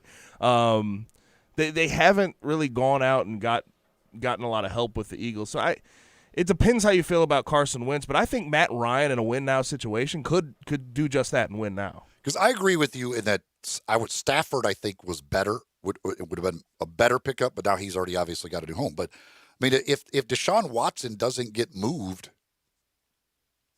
I mean, what are the other quarterbacks out there? Wentz? Sam Darnold's a possibility. Darnold? Trubisky and Foles? Jameis Winston? Jameis is an interesting one. I think there's good football, but we have not seen him play it. We've seen him turn the ball over at will. So if we were like the Bears or the Colts, who else is really probably looking maybe more for a veteran quarterback than drafting a quarterback? Those two are the main ones, Bears right? and Colts, yeah. Bears and Colts. Like, so if you're not getting Deshaun Watson, to me, Matt Ryan would be my next guy that I would look to and say, all right, well, can we go get Matt Ryan? And what's it take? And I wonder what kind of package it would take to get Matt Ryan versus what the Rams had to give up to get Matt Stafford. Because the Rams gave up a ton for Stafford. Certainly isn't going to take that much to get Matt Ryan. But what does? And also, to be real with you, it's if you're the Falcons, there's got to be some level of, okay, we can unload this uncomfortable contract for the last couple of years and take this off our cap. I would think that would come into the fold there with Matt Ryan. So you certainly would have to give up less than Matt Stafford, because that's an uncomfortable contract right now that they have with him. And he's getting – it was a 5-year, $150 million deal. They could free up some cap space and start a rebuild. Well, the thing, I mean, those two teams, neither one of those teams has a player as good as Jared Goff to give up in the deal. Because neither one of those Bears quarterbacks is. But whatever you think of Jared Goff, neither one of those quarterbacks is Jared Goff. Yes, but I think Nick Foles could be part of trade talks for sure.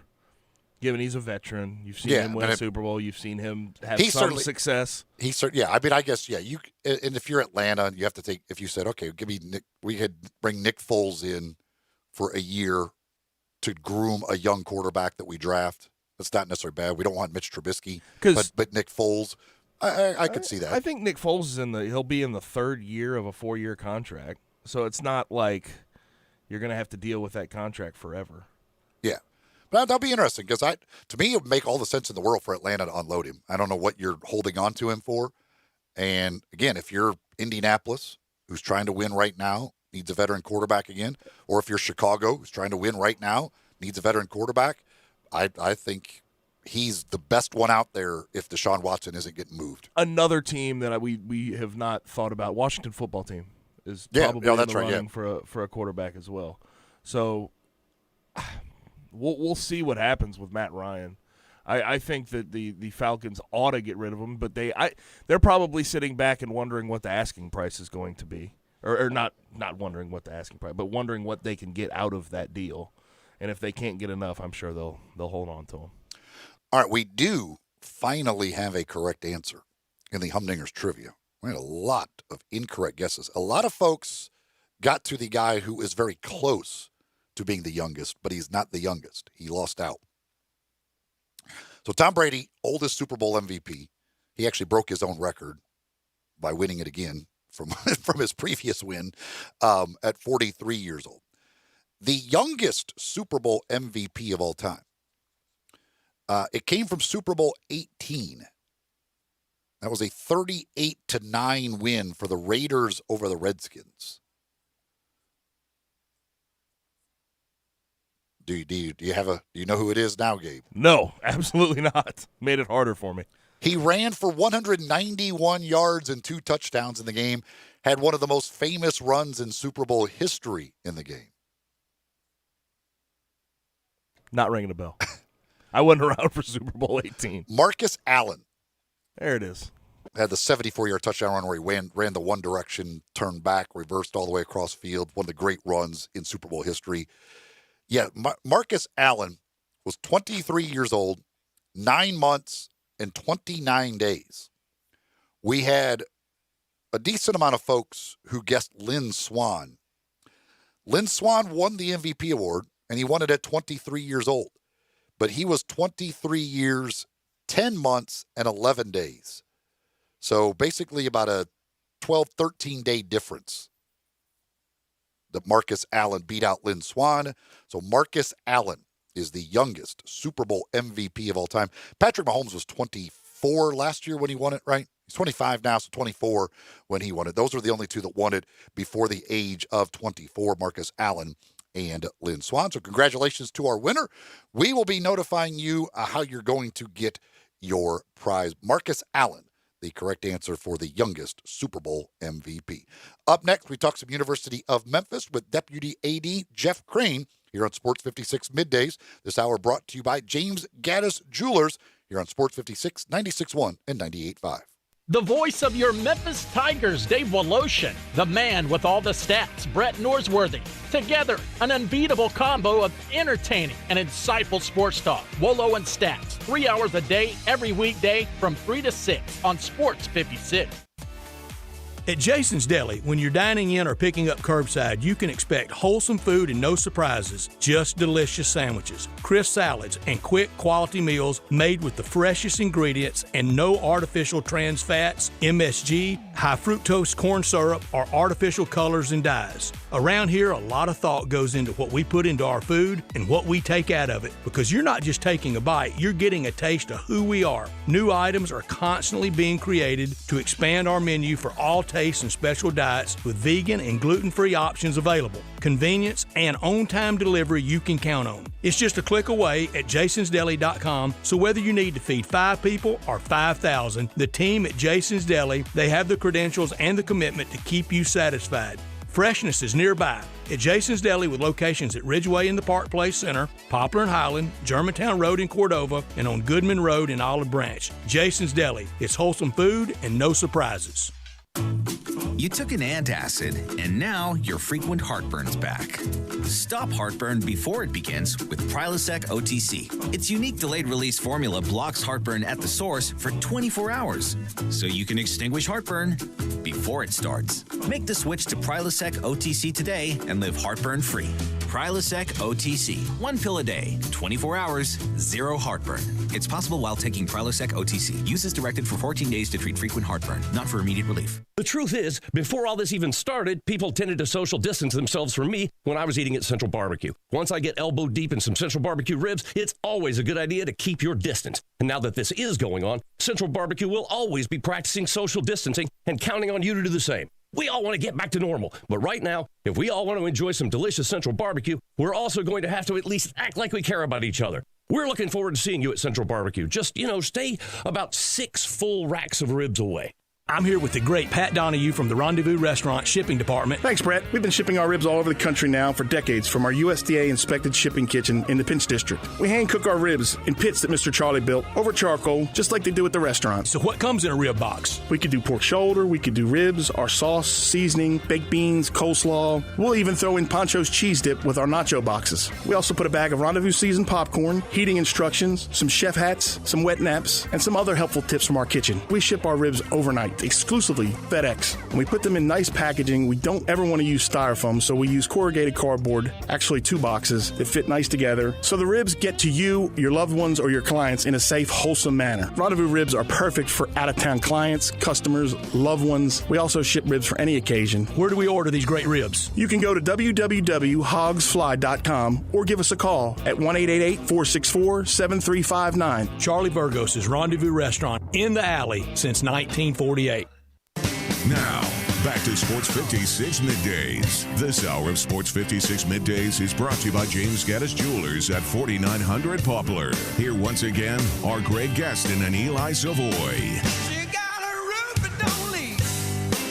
Welcome back here, Sports 56 Middays on this Tuesday. Eli Savoy, Gabe Kuhn with you. Greg will be back on the program tomorrow. Coming up in our final hour today, Matt Moore going to talk some NBA with us from the Action Network. But right now, we're going to talk a little University of Memphis, as we do each and every Tuesday with the Deputy AD. You can follow him on Twitter at jcrane75. It is Jeff Crane. Hello, Jeff. Hey, Eli, how you doing? I am doing good. Today's we're taking a little poll because today, I don't know if you know this or not, is National Pizza Day. Oh, good. I did not know. I'm so glad you informed me, though. Yeah, see, because you got to celebrate. You got to celebrate the correct way. So what's your go-to pizza toppings? What's your favorite pizza toppings? You know, that's a great question. You know, I'm like one of those meat lover guys.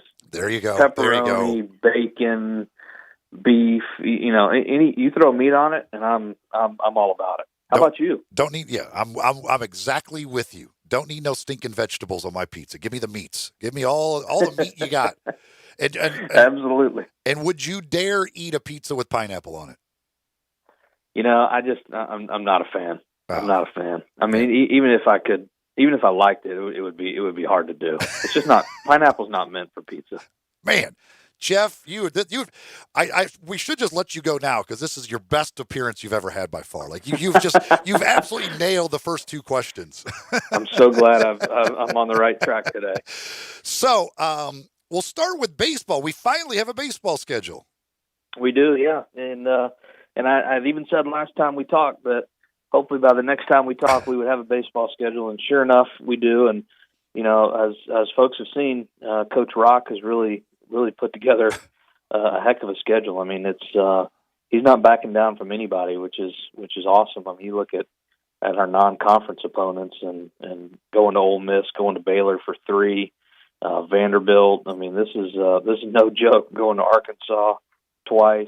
So, you know, I think we should be putting ourselves in a great position to be competitive once the conference season comes along, because we'll be battle tested by then. That's for sure. Yeah, when you're looking at just those 3 SEC opponents in Ole Miss, Vanderbilt, and Arkansas, I mean, that's 3 perennial, top 10 type teams in the nation that they're playing. Absolutely. Absolutely. You know, and it's a great opportunity for those student athletes too. I mean, you know, those are regional, many of them regional teams, and they're likely to have friends or former teammates that play on those teams. And when you're a competitor, like our guys certainly are, you want to go out there and play the best. So I applaud Coach Rock for putting together an awesome schedule. With baseball, obviously being outdoors, will there be what will be the situation as far as fans are concerned there? Yeah, initially we're gonna start the season with player guests and player families only. We just feel that that's our best chance to control the situation overall, especially with the number of sports that we have going in the winter and the spring. That's the route we've chosen to go with baseball, and we are keeping that door open though, as conditions may change in the community to open it up for some more fans as we go forward. But in getting started, we're gonna limit it to player families only. Meanwhile, the basketball team gets another win over East Carolina after beating UCF a couple of times.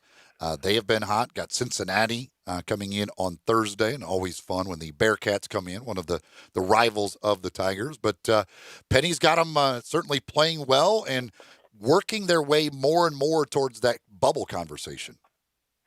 it's pretty awesome. I mean, when you can win six out of the last 7, you've really done something. And there were various points in the season that I'm sure our student athletes put their heads down and we're kind of down and out after various losses, but they've always bounced back.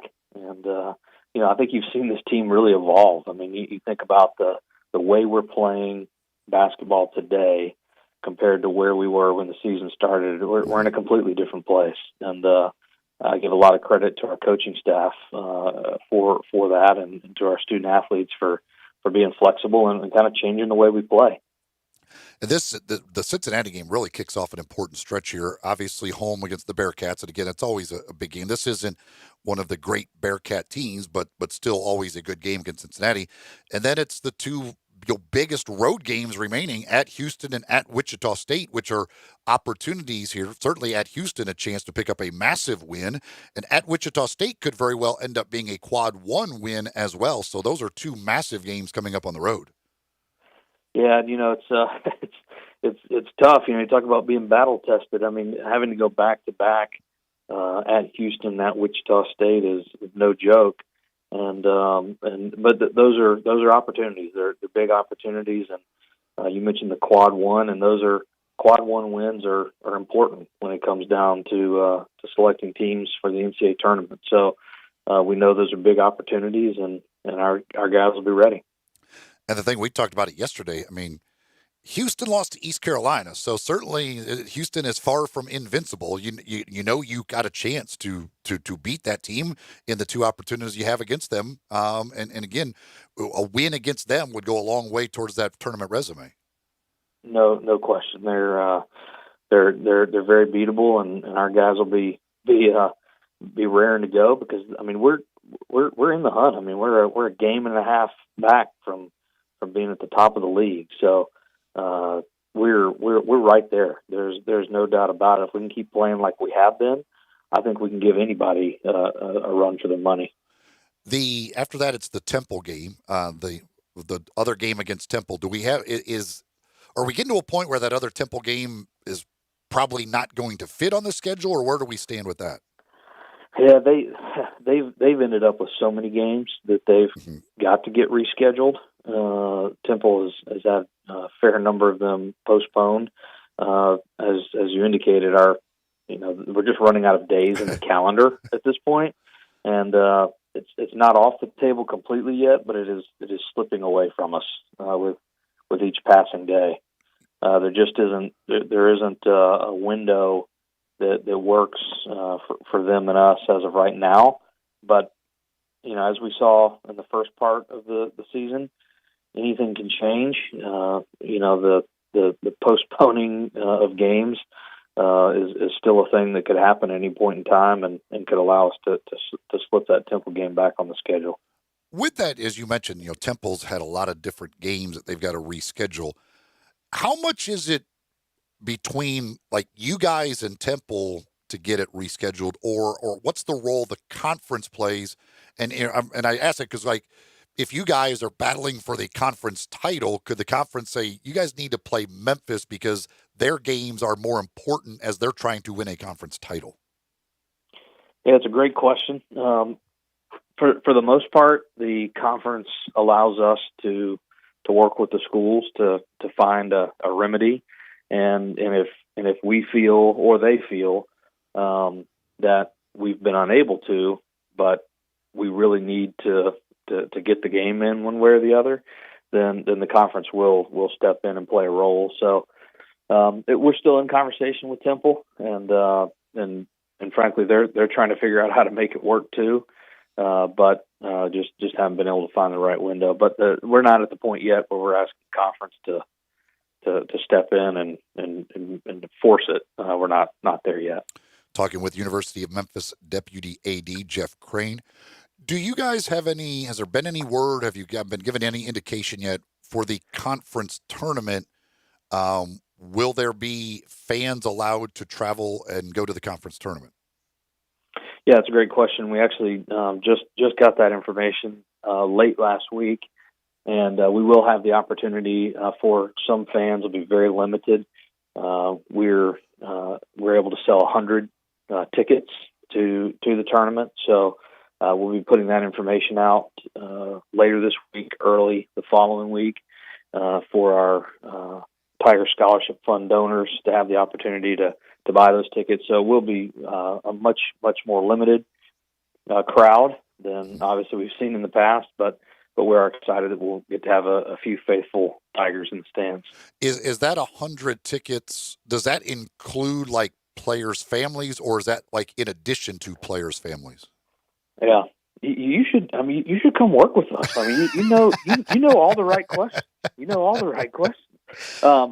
You know what? That we're not quite clear on that, because that's one of the exact questions we asked just yesterday on a call to determine if that's inclusive of the players' tickets or not. So we don't have complete clarity on that one just yet.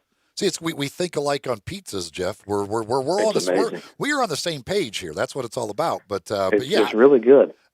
And obviously that would make a big difference. I mean, if you only have 100 tickets, but the players' families come out of that doesn't leave very many tickets left over. No, I wouldn't think. You're correct. They definitely go really quick when you get to that point. So, the intention is for us to be able to have some for fans, and so I would anticipate we will have a small number, hopefully up to that 100 for fans to use as well.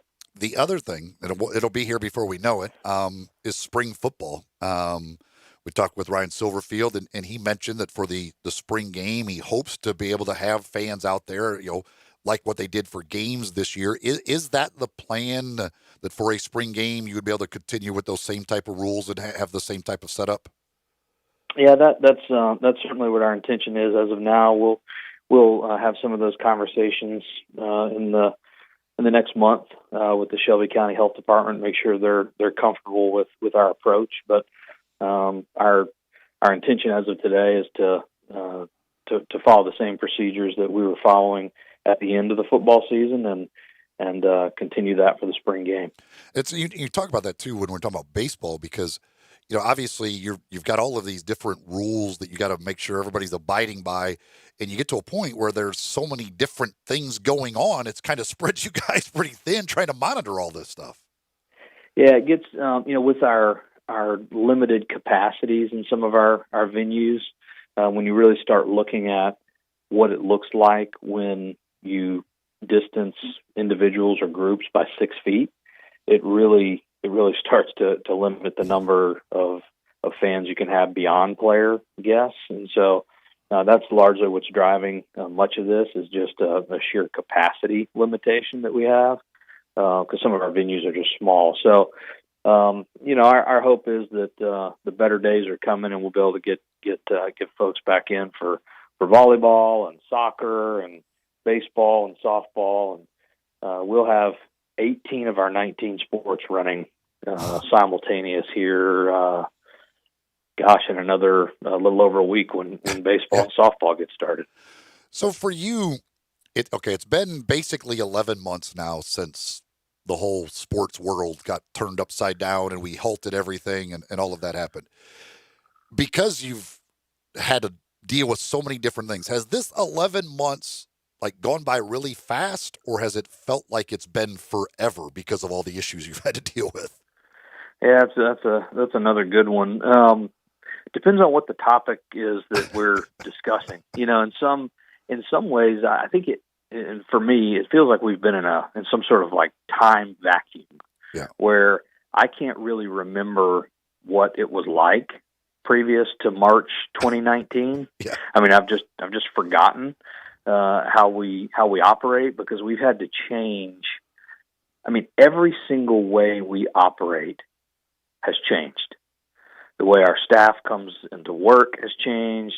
The way our student athletes come in and out of facilities, the way our sports medicine department works, the way we sanitize, our facilities department does, the way we communicate to fans, the things we communicate to fans, it's all changed. I mean, the processes are similar in many ways, but the way in which we go about our business has completely changed.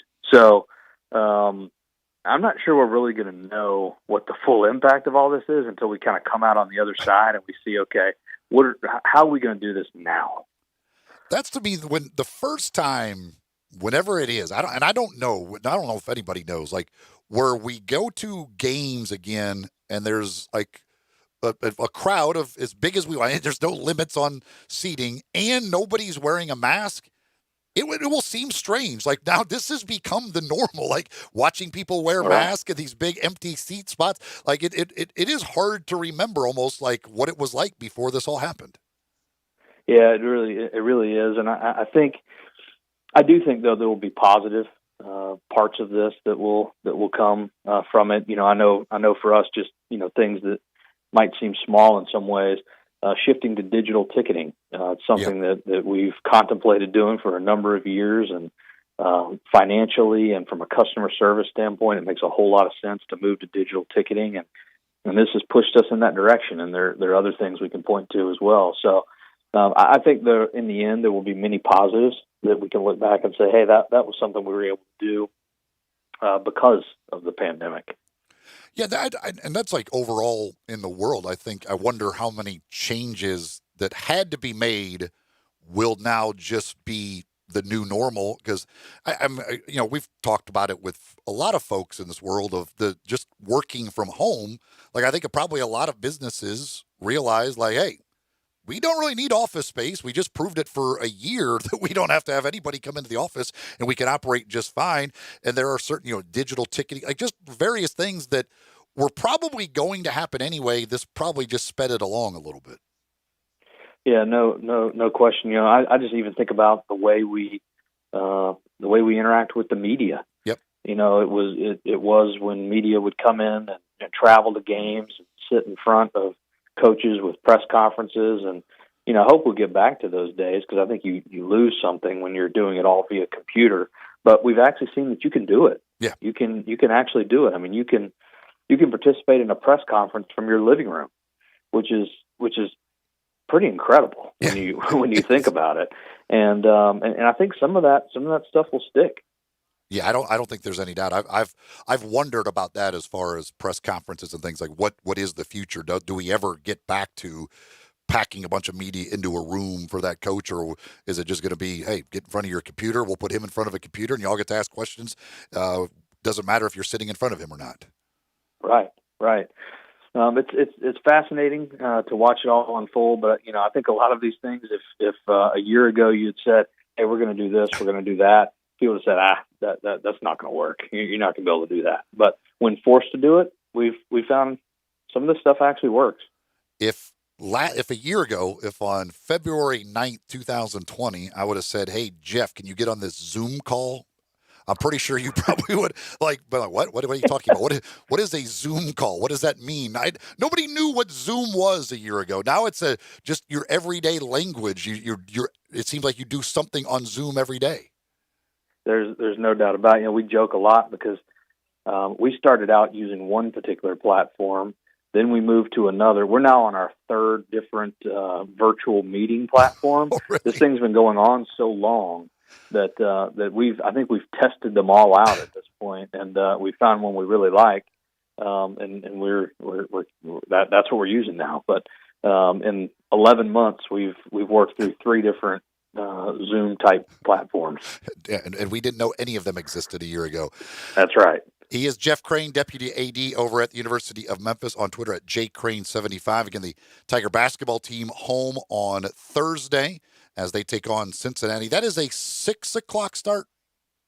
Yes, it is. And we do still have a few tickets left as well. So we've been so pleased to see our crowds have really started to pick up the last couple of games, and we're excited to have another, I'll put in quotes, big crowd on Thursday night. Well, that sounds good, Jeff. Thank you as always. We'll talk to you next week. Thanks, Eli. Take care. Jeff Crane from the University of Memphis. Again, Memphis and Cincinnati on Thursday, and then they go on the road for those 2 big games at Houston and at Wichita State, which if you want to get back into the real tournament bubble conversation, the game at Houston is not a must-win by any means, you probably need to split with Houston, and obviously the more likely one is to win at home. But that Wichita State game on the road becomes important because that's a chance. Maybe a quad one win in the end. It'll be close. Wichita State hovers around that area. But that would be a nice win to have on the road against another team. They're probably, I guess, the next in line in the conference as far as tournament conversation goes. Houston, Memphis, Wichita State. Obviously, Houston is in. Memphis, Wichita State would be the next two as far as that conversation is concerned from the American Athletic Conference. When we come back, we wrap up hour number 2. For another, mentioned some golf earlier. There's another bit of news from golf and a weird postponement last night in college basketball. These darn college kids, they're being college kids again. Talk about that when we come back here. Sports 56 Middays, Sports 56, 98.5 and 96.1. Broadcasting from the Family Leisure Studio. We are Sports 56, 98.5 and 96.1. The folks at Homer Skelton Hyundai want to say thank you. Thank you, Memphis, for another spectacular year. They set records, but I can understand why. You think about the product. Where else do you get a 10-year, 100,000-mile limited powertrain warranty? That's what you get on every new car at Homer Skelton Hyundai. Oh, and thank you again for the 11th straight year, the #1 certified pre-owned car dealership in all of Memphis. It starts with that product, but then it goes to the shopper assurance. Where else do you go where you get transparent pricing, flexible test drive, take the car for a couple of days if you want, streamlined buying process. You're not going to be there all day, in and out. And then, and I have not seen this anywhere else, the 3-day worry-free exchange. You buy a new car, if you've got any buyer's remorse, you've got 3 days to change your mind. Just get on Lamar, take it into Mississippi, the first exit's Craft Road, turn left, and go see Chris True and all the gang at Homer Skelton Hyundai. I'm here with the great Pat Donahue from the Rendezvous Restaurant Shipping Department. Thanks, Brett. We've been shipping our ribs all over the country now for decades from our USDA-inspected shipping kitchen in the Pinch District. We hand-cook our ribs in pits that Mr. Charlie built over charcoal, just like they do at the restaurant. So what comes in a rib box? We could do pork shoulder, we could do ribs, our sauce, seasoning, baked beans, coleslaw. We'll even throw in Pancho's cheese dip with our nacho boxes. We also put a bag of Rendezvous seasoned popcorn, heating instructions, some chef hats, some wet naps, and some other helpful tips from our kitchen. We ship our ribs overnight, exclusively FedEx. And we put them in nice packaging. We don't ever want to use styrofoam, so we use corrugated cardboard, actually 2 boxes that fit nice together, so the ribs get to you, your loved ones, or your clients in a safe, wholesome manner. Rendezvous ribs are perfect for out-of-town clients, customers, loved ones. We also ship ribs for any occasion. Where do we order these great ribs? You can go to www.hogsfly.com or give us a call at 1-888-464-7359. Charlie Burgos' Rendezvous Restaurant in the alley since 1948.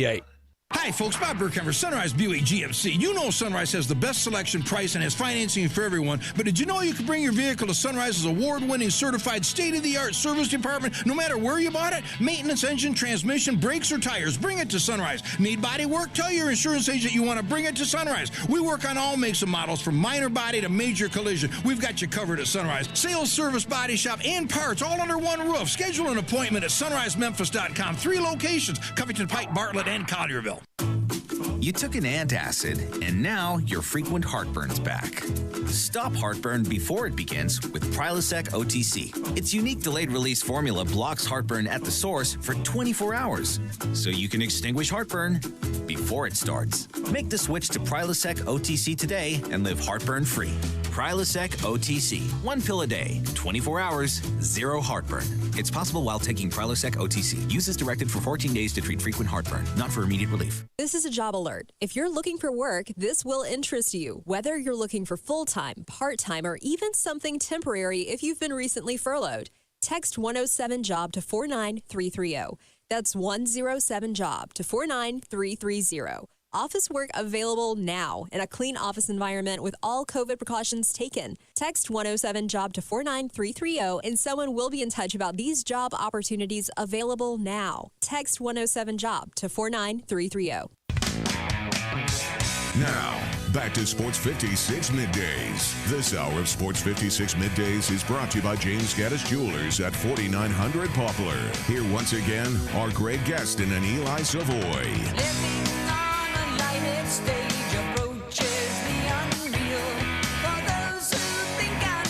Welcome back here, Sports 56 Middays.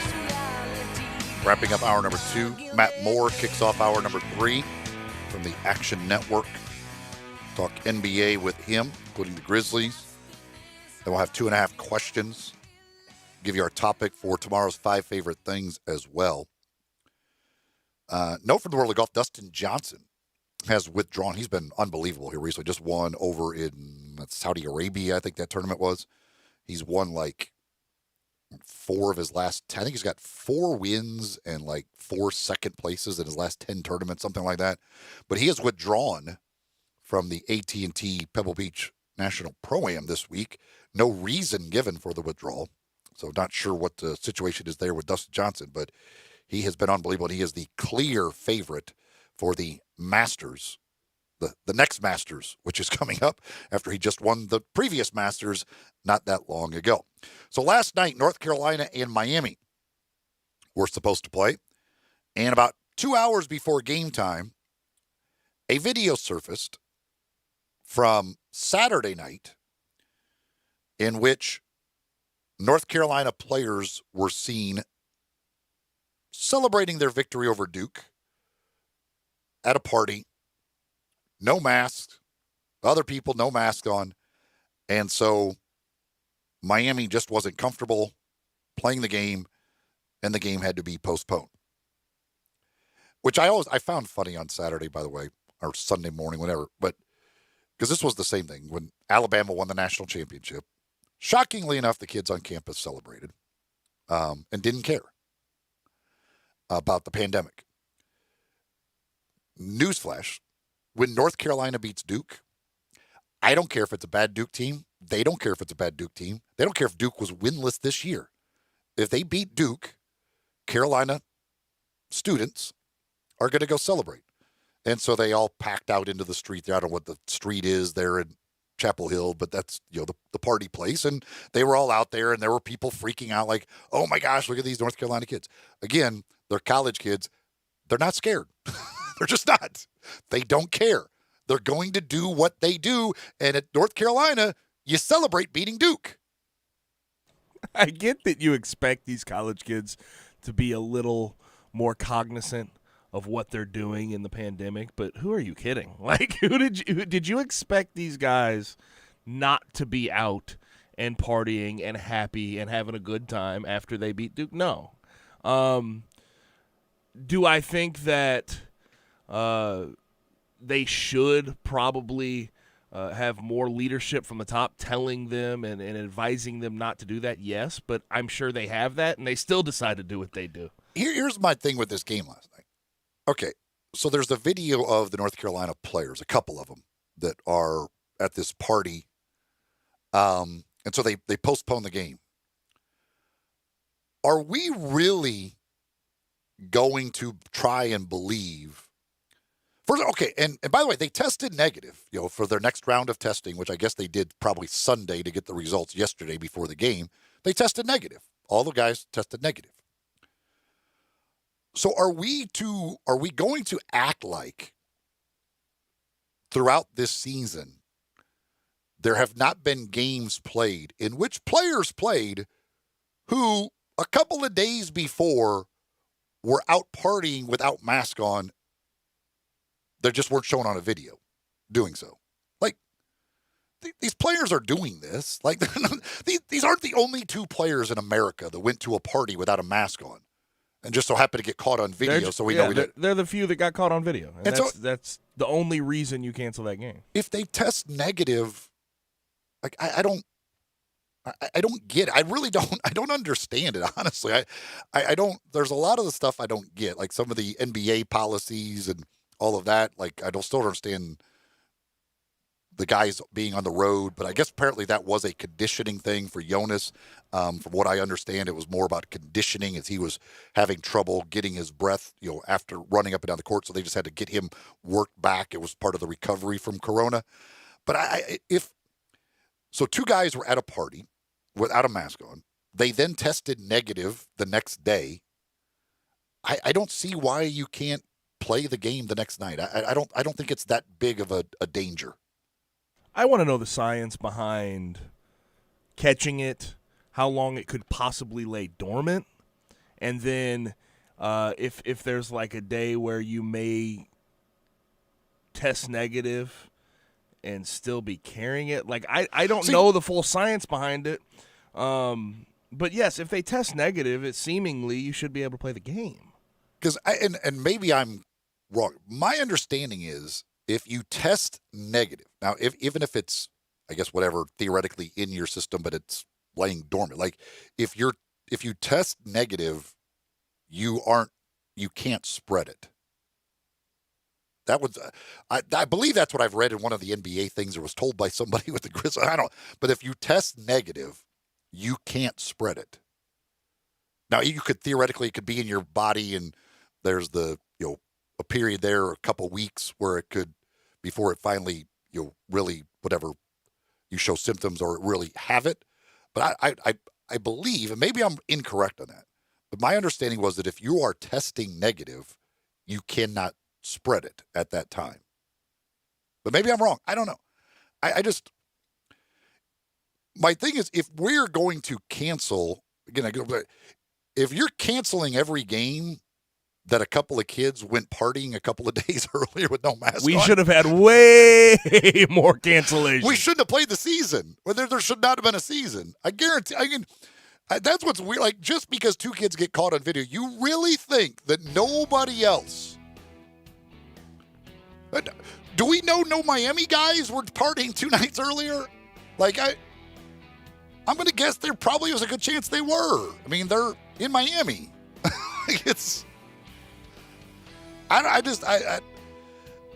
Just because 2 guys got caught on a video without mask on, I just think that's a little bit of an overreaction to say we can't play the game, even when they tested negative.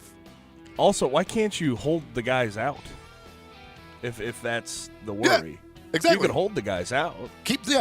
Those 2 guys won't play. And you could honestly just call it a, discipline thing. They went to a party they shouldn't have been. They weren't following protocol. They weren't doing what we suggested. So they're being held accountable. I know. That was a weird thing to me. I'm like, okay, so they got caught in video. Is it what they're supposed to be doing? No. But they tested negative still. So, I mean, how many negative tests do those guys have to have before you allow North Carolina to play a game? Like, that's my question. And if the first test negative wasn't enough, what has to happen for North Carolina to be allowed to play again? How many tests do you have to get to say you're negative? That's what I don't get. I have no idea. I mean, is one more test enough for North Carolina to play? Is 2 more tests? Or do those guys got to go into quarantine for 10 days? We don't know anybody at that party had corona. I guess if they go, a few days here without getting caught on camera at a party, I think they could be able to play again. Again, it's just, I understand being cautious, but I think some of the stuff just gets too cautious, and I think I don't understand some of the protocols. They seem very random at a lot of times, but that's just me. Up next, we'll talk some NBA. Matt Moore from the Action Network joins us to kick off hour number 3 here on Sports 56 Middays, Sports 56, 98.5 and 96.1.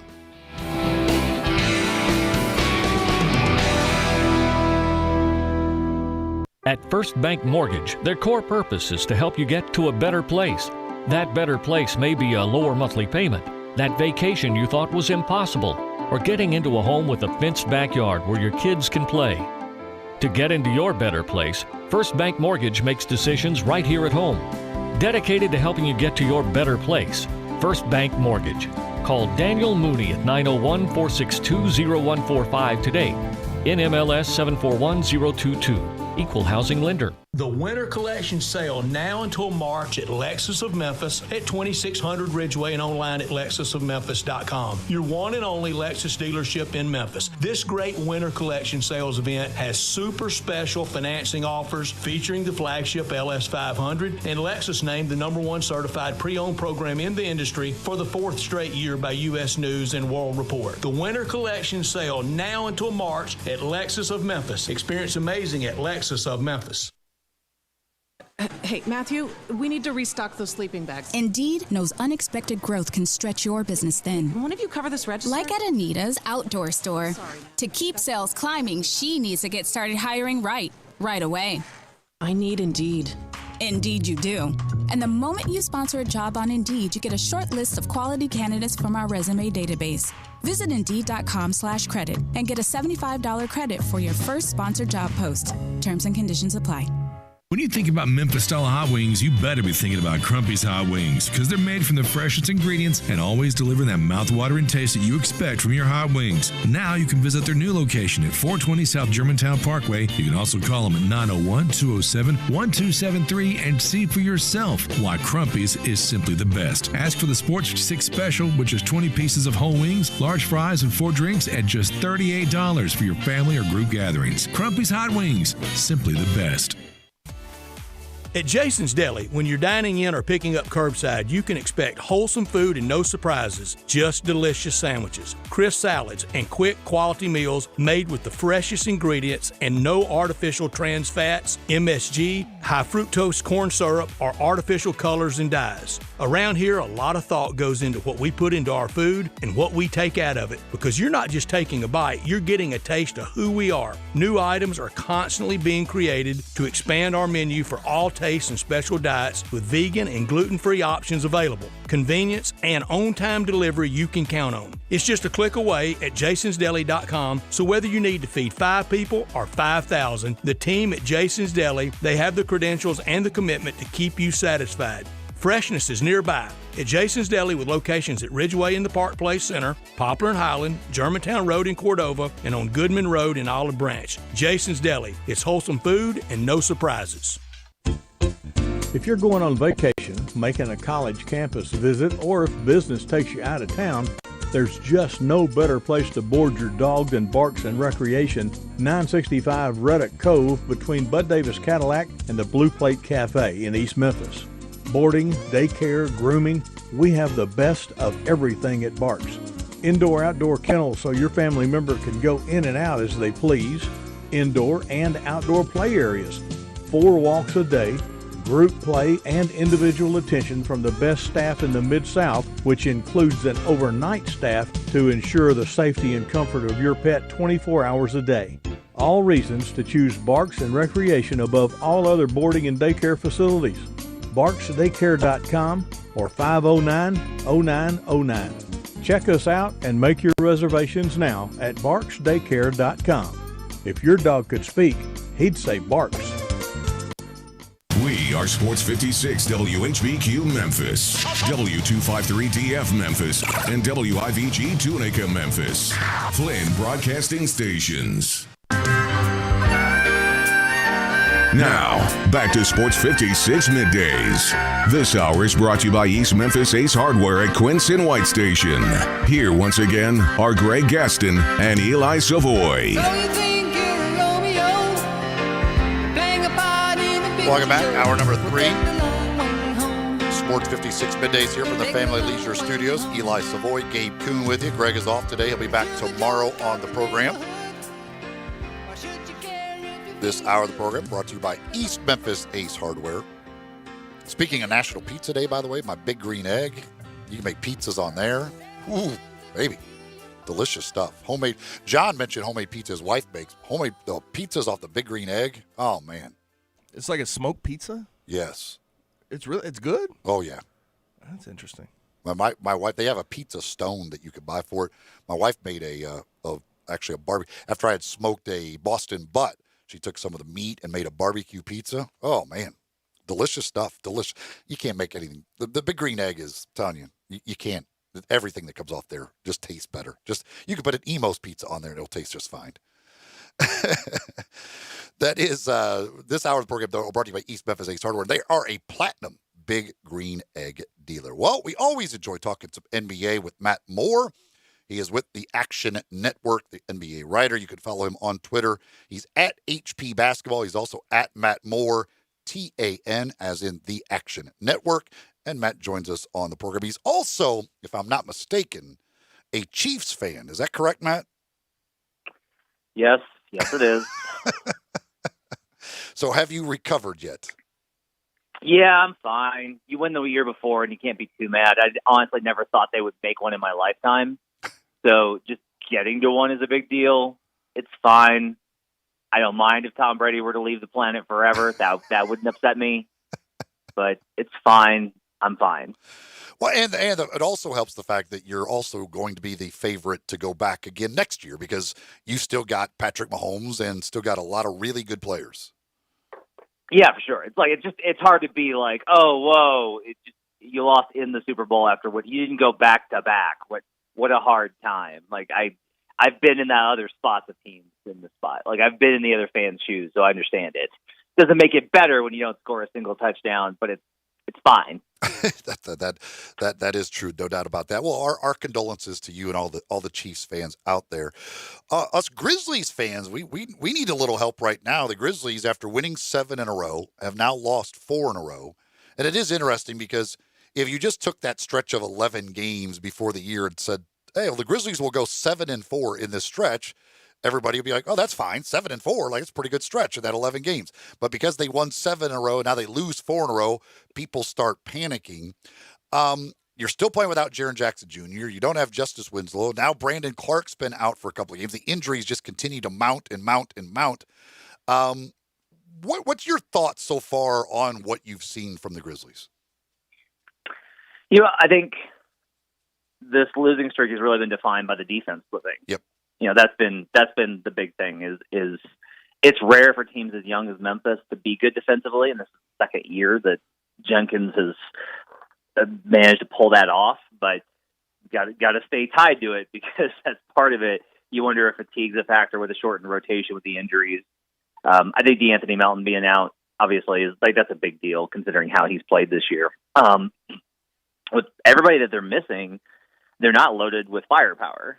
I think Bane's been great, and they've gotten contributions from so many guys, but they're so short-handed across the board that it's not surprising that they would slip a little bit. Like, defense is what starts to go when you get tired. We've learned that over the last couple of years in the NBA. It used to be offense, and now in the modern NBA, it's defense is what starts to slip because it's a lot harder to defend now. And so I think that's something they've got to get back to. I think they're still in a really good spot. I think especially you look over the course of from now until the end of the season, given the expectation that Jaren will be back. Justice is obviously a whole other follow act, but if they can get everybody healthy, I still think that this is honestly a better team than I thought. They were a better team last year than I thought they would be, and they've been a better team this year than I thought they would be, given how many guys have been out. Like, they survived Ja being out. Like, that's huge. Just being able to survive that stretch. So, got to get back to the energy level they need on defense. Schedule needs to adjust a little bit, but overall, I think they're sitting fine. With Ja, his last 4 games, he's gone 2 of 10, 6 of 15, 5 of 14, 5 of 17. We know he's not a great 3-point shooter, so he's not going to knock down many threes, but it seems as though defenses are now, people are adjusting and coaches are going to adjust. They're going to play him differently. They're going to find ways to try and cut off the things he does well and force him into things he doesn't do well. What does Ja need to do? What adjustments do you see that he's going to have to make in order to kind of combat what teams are now doing against him?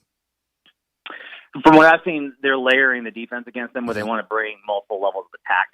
So you bring a guy, you got your initial defender on the edge. You're bringing a defender to swipe at the ball going on the interior. You've got a secondary defender helping at the rim. You've got sometimes another defender at the rim there. Most of that is he's a willing passer, right? He's still making assists, but he's got to rely on that more, and his teammates have to be able to knock those shots down. Dylan, the rest of the guys have to be able to knock those shots down.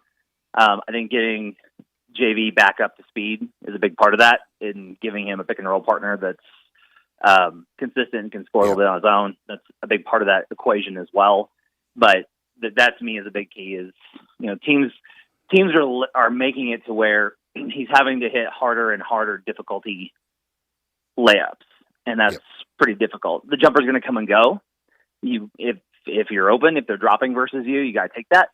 But I think you can get, once you see this a lot with young guards, when they start throwing multiple looks at you, when you get to that level, I think it gets tougher to figure. It takes a little while to find your comfort zone, especially if your shot's a little off, as I think it is right now. Speaking of shots being off, Dylan Brooks, The end of last year, after he got the contract extension, he did not shoot it well. He has not shot it well at all to start this year.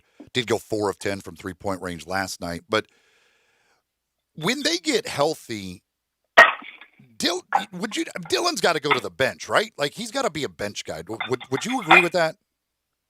I would think so. I think it's probably better to get him as kind of a microwave scorer off the bench. I think there's some combinations that you can put together, given the guys that they have, his ability to manage the offense and bring the ball up. I think you have some abilities to do that. I think giving the bench a boost is probably a good idea, especially when Jaren gets back. I think you can definitely go that route. I don't think that he brings enough for you to think, especially with where this team's identity is headed.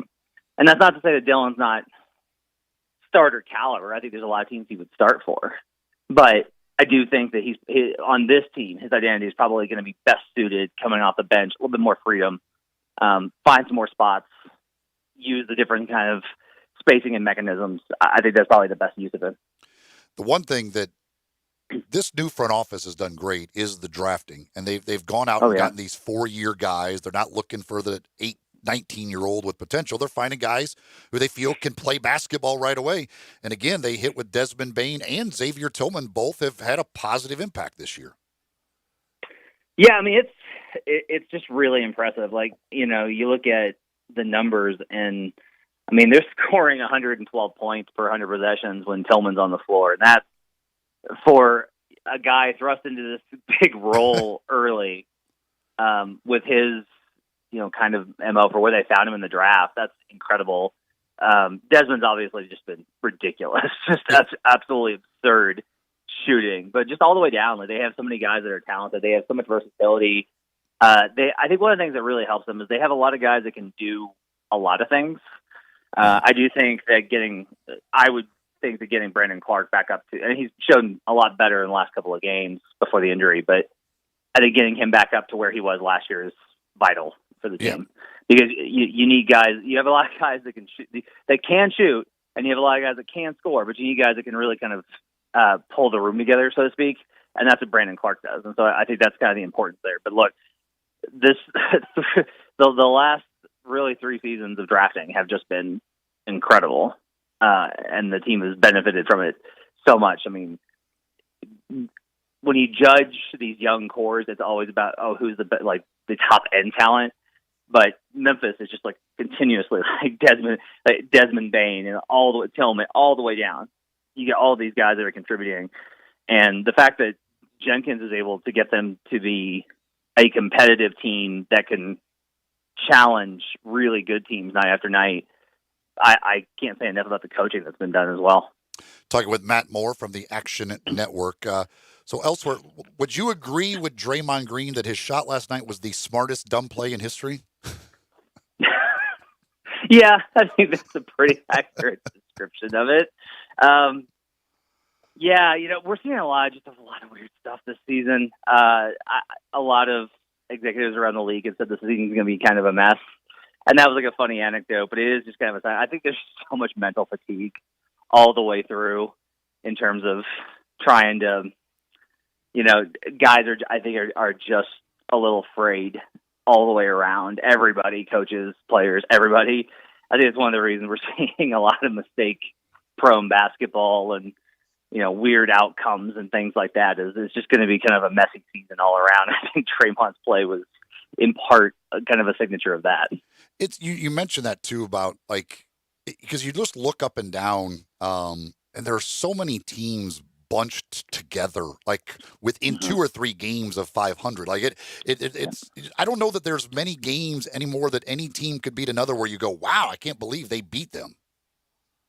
Yeah, no, I mean, we had a weekend where the Knicks who were pretty decent this season, but they beat the Sixers, and the Cavs beat a really good team, and we just had all these really weird outcomes continuously, and it's funny because before the season I went back and I looked at the lockout year in 2011, 2012, and I looked at the distribution of winning percentages that season relative to the last 5-6 years, and what I found was you did have this high level of parity. There was like two outliers.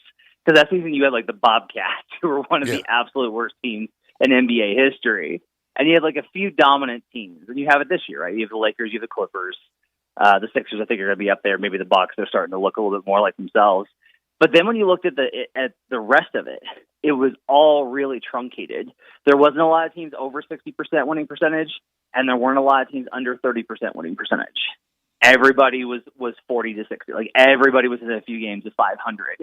And we're seeing that again this season. I think the shortened off-season plays a part, and the tightened schedule. Like, you have this is one of the many reasons I was annoyed with how the NBA decided to go about this entire thing. Was you have the worst of both worlds in that you had a short off season, so there's shock to the system for the bodies, and the teams that were off forever, that they didn't have any sort of ramp up.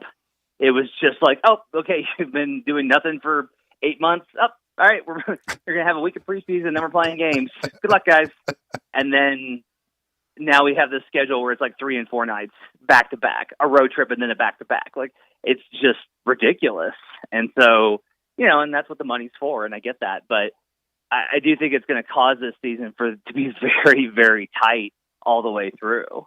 And that makes the games matter more, except for the fact that there are just nights when you can tell, like, oh, no, everyone's injured, everyone's exhausted, and the game is really awful, and that makes it hard for those games to have stakes. Along that line, can you explain why there's money? I guess that's the only reason, but why have an all-star game? I mean, you said it. I can to be an ambassador to the world, to showcase the greatest stars, because in this dark time, what people need is to watch LeBron jog up and down the court and half-hearted. Like, what are we doing here? Like, what are we doing? There was a big article on The Athletic from my friend Sam Amick, who's a great writer, and it outlines the league's case. And their case is like, well, look, we've already had to make cuts. Without this money, there'd have to be more cuts. And my response to that is, do there? Like, I don't believe you're hurting. You weren't hurting before. You made $1 billion media deal. I do not believe you're hurting. I don't believe any of the owners are hurting. And I'm not expecting the owners to float everything. We're in a global pandemic. If not now, when? Like, when are you if you have money you have available for a rainy day, folks, It's been pouring for 11 months. What are we doing? There's just, the players don't want it. The coaches don't want it. I don't think the fans are like, I really want to see Giannis, who said literally, I have no interest in playing this game, go through the motions. Who wants to see that? It's ridiculous. I just don't see how you can, in one basically breath, tell the players, when you're like on the road, you are not allowed to leave your hotel room. And you can't have a Super Bowl party other than like more than 4 people who are immediate family. Like, you have to do nothing. Except for when we need you to play this exhibition game. Then we need you all to come to Atlanta, and we're going to put you together in one building. We're even going to throw a little skills competition in with it to bring a few extra guys. That we need you to do. But otherwise, don't leave your house. And it's just really crazy. And again, I'm a guy that's really receptive to the financial realities. Like, I understand. Like the bubble, that was my thing. Is I was like, look, this isn't my decision. This is the union and the league's decision, and they get to make that decision if they want to do this and continue the season. But like, this is just, it just seems so much like hubris, and it's a lot of money. I get that, but you're already making a lot of money. Yeah. Like, you had to have this season. You had to start on Christmas to get this thing done, and you had to truncate it because you had to get it done before the Olympics. Which, by the way, there's lots of reports that's not going to happen. Good job, but you do all this. I get that. But the All-Star game, announce the All-Stars. You can play an exhibition game at the start of next season when the vaccine is in wide distribution. You can start the season with the 2021 All-Star game and then play another one in a few months. It's not like that game is going to be ripe for injury coming off of the off-season. Like, have that be your season opener. That would be fun. Do that. But like right now, it just seems like exceptional hubris from a league that had managed to avoid it so well last year. All right. We've not had you on since the trade. What's your take on the Brooklyn, I guess, kind of experiment? I think it's one of those things where I think it's very easy to talk yourself into it not working, and I absolutely have done that a lot. And then at the end of the day, you just kind of remember, like, look, Kevin Durant has looked so good. He's up there, like, he's on the short list of the best players in the world, even after the Achilles. And he's got Kyrie Irving, and he's got James Harden, and they play a lot of ISO, and they play a lot of my turn, your turn, and they can't defend at all. And they're basically hoping that the Cavs buy out Andre Drummond so they can pick him up. But at the end of the day, oftentimes it just comes down to, like, who's the best talent in the playoffs. It's not, can you get stops against the Magic or, the Wizards. It's, can they figure out enough ways to stop the Sixers so they can outscore them? And so I still think the Nets have a really good chance of making a run. I'm not crazy about the play style. I'm not crazy about the structure. I don't feel like this is a disciplined team, but they didn't want it to be. This is player empowerment at its very furthest. They're calling the shots and they're banking on it working. Meanwhile, Utah has the best record in the NBA right now. There was high expectations last year. They didn't necessarily live up to them. And then in the playoffs, in the bubble, Donovan Mitchell had the epic series, all that stuff. He's been certainly great. Mike Conley has been great this year as well. How good is Utah? I think they can make the Western Conference Finals. I think a big question for me with them is, are you peaking too early? Which you can't decide. Like, you don't get to be like, oh man, we're playing too well, we better lose some games. You can't do that. But I remember the 2014 Pacers. I remember the 2015 Hawks. These teams that are built on equal distribution have some top level guys, and they play such great basketball early, and they just can't sustain it. All those teams had chemistry issues as well. And we know the Jazz have some chemistry tension with Donovan Mitchell and Gobert for a wide variety of reasons. I think they're really good. I think they can make the Western Conference Finals. I think Gobert is ultimately a player that's going to get exploited in playoff series because of his limitations, but they do have enough firepower now to overcome that. The one seed would help because it means the Lakers and Clippers have to go through each other. I don't think they could beat both of those teams. I think they could beat one. I don't think they'll make the finals, but I do think there's a very good chance that they make the Western Conference Finals. He is Matt Moore from the Action Network. All right, I'll leave you with this one since you guys, obviously the Action Network, you talk about the betting perspective of things. Betting right now, Grizzlies in the playoffs or no? I'm writing about this right now. I'm doing a big thing on the Southwest Division, so thanks for the plug. There we go. Yeah, I think they're going to be in the play-in. I think they'll make the play-in. They'll be dangerous. I think they'll learn from last year. I think Jaren getting back will be a big deal. I think they'll be a better team than they were last year, especially with Desmond. I think they'll make the play-in, and they'll be right on the cusp. And they're going to have to win one game to get in. That's what I'll say. All right. He is Matt Moore. Matt, always enjoy it, man. Thank you very much. Appreciate it. Thanks for having me, man. Take care. That's Matt Moore from the Action Network. I'd take we would take that, right? Get the play-in, have a chance at that point. I think everyone still understands that this team is way ahead of schedule, considering all of the pieces they have, and this is year 2 with Ja Morant. And to me, if you're at a play-in, if you are even considered to be a borderline playoff team, I think that's a win. To me, the most important thing that I would like to see this for the rest of the season is Justice Winslow be able to get healthy and play to see what he is on this team. I don't care what the results are. Just tell me what he is. Just health in general is what you want to see from this team going forward. Just get the guys on the court all at once. Maybe, limit at this point with the injury report, what is it, at like 7 or 8 people? Get that thing down to 4, then you can be a little more comfortable. Give me 10 to 15 games with Jaren, Justice, Ja, Brandon, like the nucleus, the top 7-8 guys. Give me a 10 to 15 game stretch where they all play together so that I can see what it is. And then I'll be happy. Up next, 2.5 questions. You're listening to Sports 56 Middays here on Sports 56, 98.5 and 96.1. Same great shows. We welcome you back to Sports 56 Middays. What's up? It's Sports 56 Happy Hour. A new spot on the FM dial. Check out Sports 56 on our new FM home. at 98.5.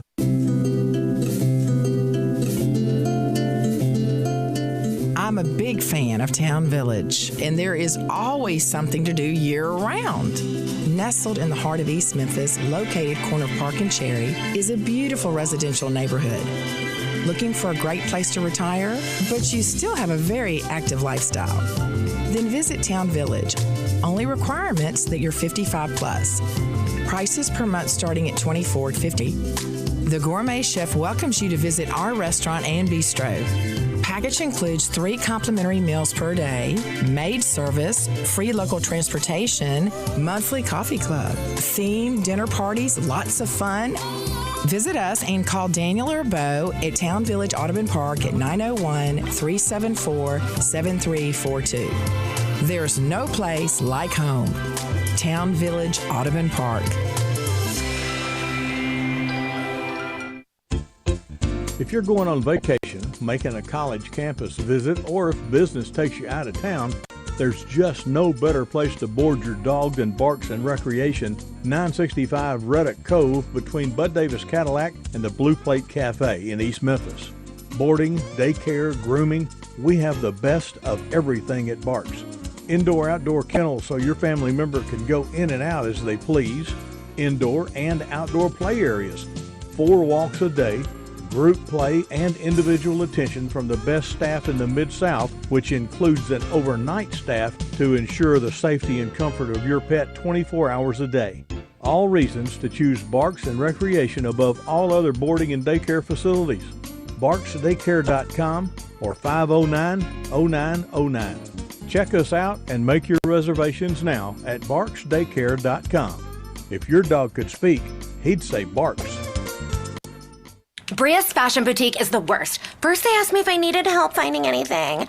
Just because I'm gorgeous doesn't mean I need help. No matter how hard you work for your small business, online reviewers will find something to complain about. Then they tell me they're having a sale. Oh, so you're assuming I'm poor. Cool. And while Progressive can't save you from these trolls, we can help you save money on commercial auto and business insurance. Also, they tried to give me the friends and family discount. I'm not your friend, so... Get a quote online today at progressivecommercial.com. Progressive Casualty Insurance Company, affiliated and third-party insurers. I'm here with the great Pat Donahue from the Rendezvous Restaurant Shipping Department. Thanks, Brett. We've been shipping our ribs all over the country now for decades from our USDA-inspected shipping kitchen in the Pinch District. We hand-cook our ribs in pits that Mr. Charlie built over charcoal, just like they do at the restaurant. So what comes in a rib box? We could do pork shoulder, we could do ribs, our sauce, seasoning, baked beans, coleslaw. We'll even throw in Pancho's cheese dip with our nacho boxes. We also put a bag of Rendezvous seasoned popcorn, heating instructions, some chef hats, some wet naps, and some other helpful tips from our kitchen. We ship our ribs overnight, exclusively FedEx. And we put them in nice packaging. We don't ever want to use styrofoam, so we use corrugated cardboard, actually 2 boxes that fit nice together, so the ribs get to you, your loved ones, or your clients in a safe, wholesome manner. Rendezvous ribs are perfect for out-of-town clients, customers, loved ones. We also ship ribs for any occasion. Where do we order these great ribs? You can go to www.hogsfly.com or give us a call at 1-888-464-7359. Charlie Burgos' Rendezvous Restaurant in the alley since 1948.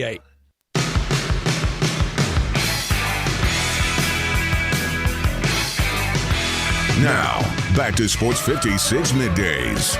This hour is brought to you by East Memphis Ace Hardware at Quincy White Station.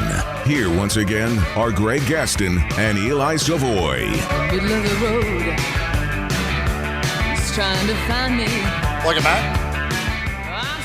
Sports 56 Middays here on a Tuesday. No Greg today. He'll be back tomorrow. Eli and Gabe with you here on this. Not a bad day out there. It's going to be cold this weekend. A little wet still. It's going to be really cold this weekend. How cold? I didn't even check. Like Saturday, is it Saturday? Unless they've changed. Like there's supposed to be a low of like 15 or something one day. We haven't felt it though yet. No, we this year at all. It's been very, very pleasant. Let's see here. It is. Yes, Saturday's low is 12, high of 28. Sunday, low of 14, high of 24 is what my little... Do I see possible flurries next or early week next week? Yeah, Monday, because Monday's high is only 30, and there's supposed to be, this says 48% chance. I wonder how you get to 48% or 37%. I have to say, though, Cold rain, though, is probably my least favorite type of rain, type of weather that you could get. Miserable. When it's Can't cold, go outside. When it's cold, if there's any type of precipitation, it's just bad. It's just cold. Snow is fun, though. Snow is fun. No, it's not. For people around here, I bet if you got an inch or two on the ground, it would be people would love it. They all freak out. Nobody leaves their house. They got their work's canceled when there's an inch of snow on the ground. Yeah, here. I remember coming from St. Louis, going to the University of Memphis. There was like a little tiny sheet of ice. And I wake up, and I'm like, of course we're going to school. And they had canceled it the night before while I was sleeping. I'm like, wow. Where there was a chance of ice. Yeah, they chance canceled of it. ice. There's no doubt. Time now for 2.5 questions. Who, what, where, when, how, and why. Questions start with these. Step right up and answer all my questions, if you please. I'm just a normal kid, like you, except that I ask questions. And because I'm brave enough to ask questions, I come under scrutiny. Asking all them questions. Why you asking all them questions? Now here is a question for you. What does the fuck say? All right. We had Conor O'Gara on earlier, and one of the articles he wrote was about SEC quarterbacks and the drought as far as starting in the Super Bowl. I think it's been 5 years now since an SEC quarterback started the Super Bowl. You had, of course, Peyton Manning, Cam Newton. Who will be the next former SEC quarterback to start a Super Bowl game? Wow. This is that's tough. That's very tough. Does Matthew Stafford make it happen? That's probably where I would go. That's probably the only one I can think of right this second. Joe Burrow, of course, is going to be coming off this injury. You got to see how he acts, and you got to see if the Bengals can ever get anything around him. Tua?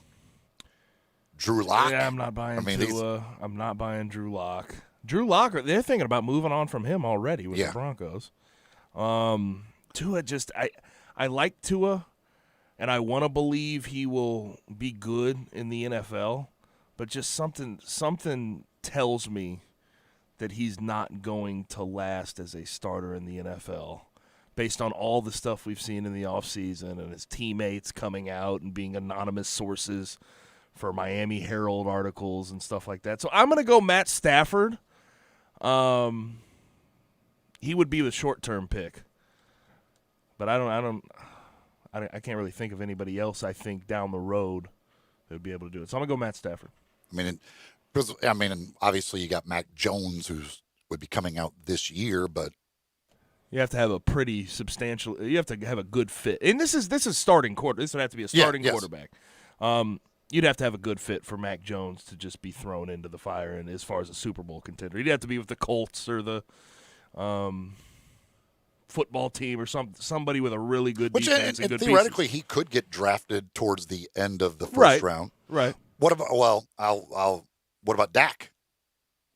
Sorry, Eli. No. Listen, I agree. I apologize. Especially if they pay him the $40 million, they ain't going to the Super Bowl. Yeah, I apologize. And with Dak, the talent's there. Threw for 500 yards in the early games this year, and they still lost. So I just until he gets in a better situation, I don't buy that. So I'm going to go Matt Stafford, but I'm still not convinced that he's going to be able to get it done. And that was Connor's point kind of in the article, is if it isn't Stafford, there could very well be a really long drought between SEC quarterbacks starting a Super Bowl. That's what I'm saying. It could go a long time. It has to be Stafford breaking the drought, or I don't know who will.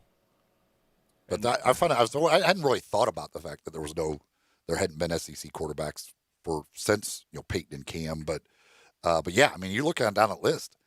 There's not a whole lot of hope for any of those teams because again, the Bengals, Joe Burrow could be great, but why would we ever believe the Bengals are going to the Super Bowl anytime soon? It's literally impossible. So that certainly, and and again, I don't think Dallas is in position, especially if they pay Dak that money. But yeah, other than Stafford, it looks tough. All right. If Andy Reid and Nick Saban both announced their retirements today, and you were had the ability to take either job, which job would you take? Okay. So, given that I think I would favor for long-term success the recruiting approach, because once you start getting money involved, you have to start working around a cap, and when you have to pay a quarterback what they're paying them nowadays, you slowly start to tumble downhill. So I'm going to go, I would take over Alabama. I think at this point, recruiting that place, it recruits itself.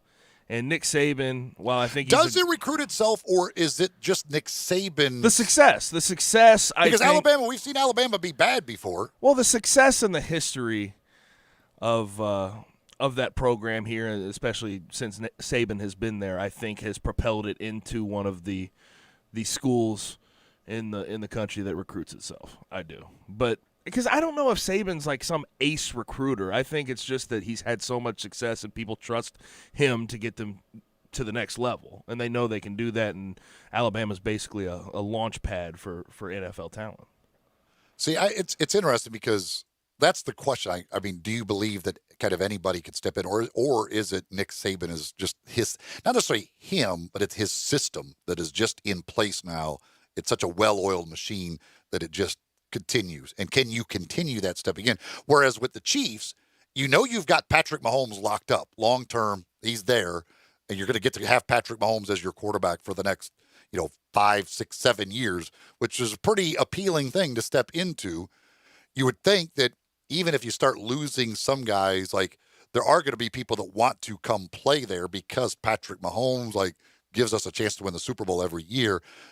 Which one is easier to sustain the success? Is it with your roster changing over, but you feel like we're so good, we're just going to get the new guys? Or I know I've got my quarterback locked up for the next 5 years. I just want that. But then again, in the NFL, guys chase money. So it's yes, a ring on your finger it changes a lot of things, but I think it would be easier to keep the talent rolling over at Alabama, based on what that program has become. Okay. Question number 3, another choice for you here. Whose career would you rather have had, Michael Jordan or Tom Brady? Oh my gosh. Let's weigh this here. Michael Jordan 2 years at college, right? He was 2 years at college. He was 3 years, right? He was a junior, yeah. 3 years national championship, right? Yep. I guess Tom Brady did that too, correct? But that was sort of different. Did he? Let me he didn't win a national. He didn't. Was he on the national championship team? Let me see. I think who the quarterback was. Maybe it was. It might have been him. Let's see here. Who was it? Was it him? Who was the Michigan quarterback for their national championship under Lloyd Carr? He was with. Okay, never mind. He was with the team. I don't think he was the starter at that time. Okay, yeah, Brian Greasy. Ah, yeah, that's right, Brian Greasy. That's right. So no, I guess he had a national championship, but he wasn't the reason that they won it. I'm gonna go. And I wasn't even necessarily thinking about the college. As far as business, if you talk about career as far as business success, I mean, you can't beat MJ. MJ is still doing it. It's ridiculous. He is his own. Yeah. A universal brand upon himself. He is that brand. He's a guy where, yes, it's a team sport in basketball, but he cured a lot of ills that his teams would ever see.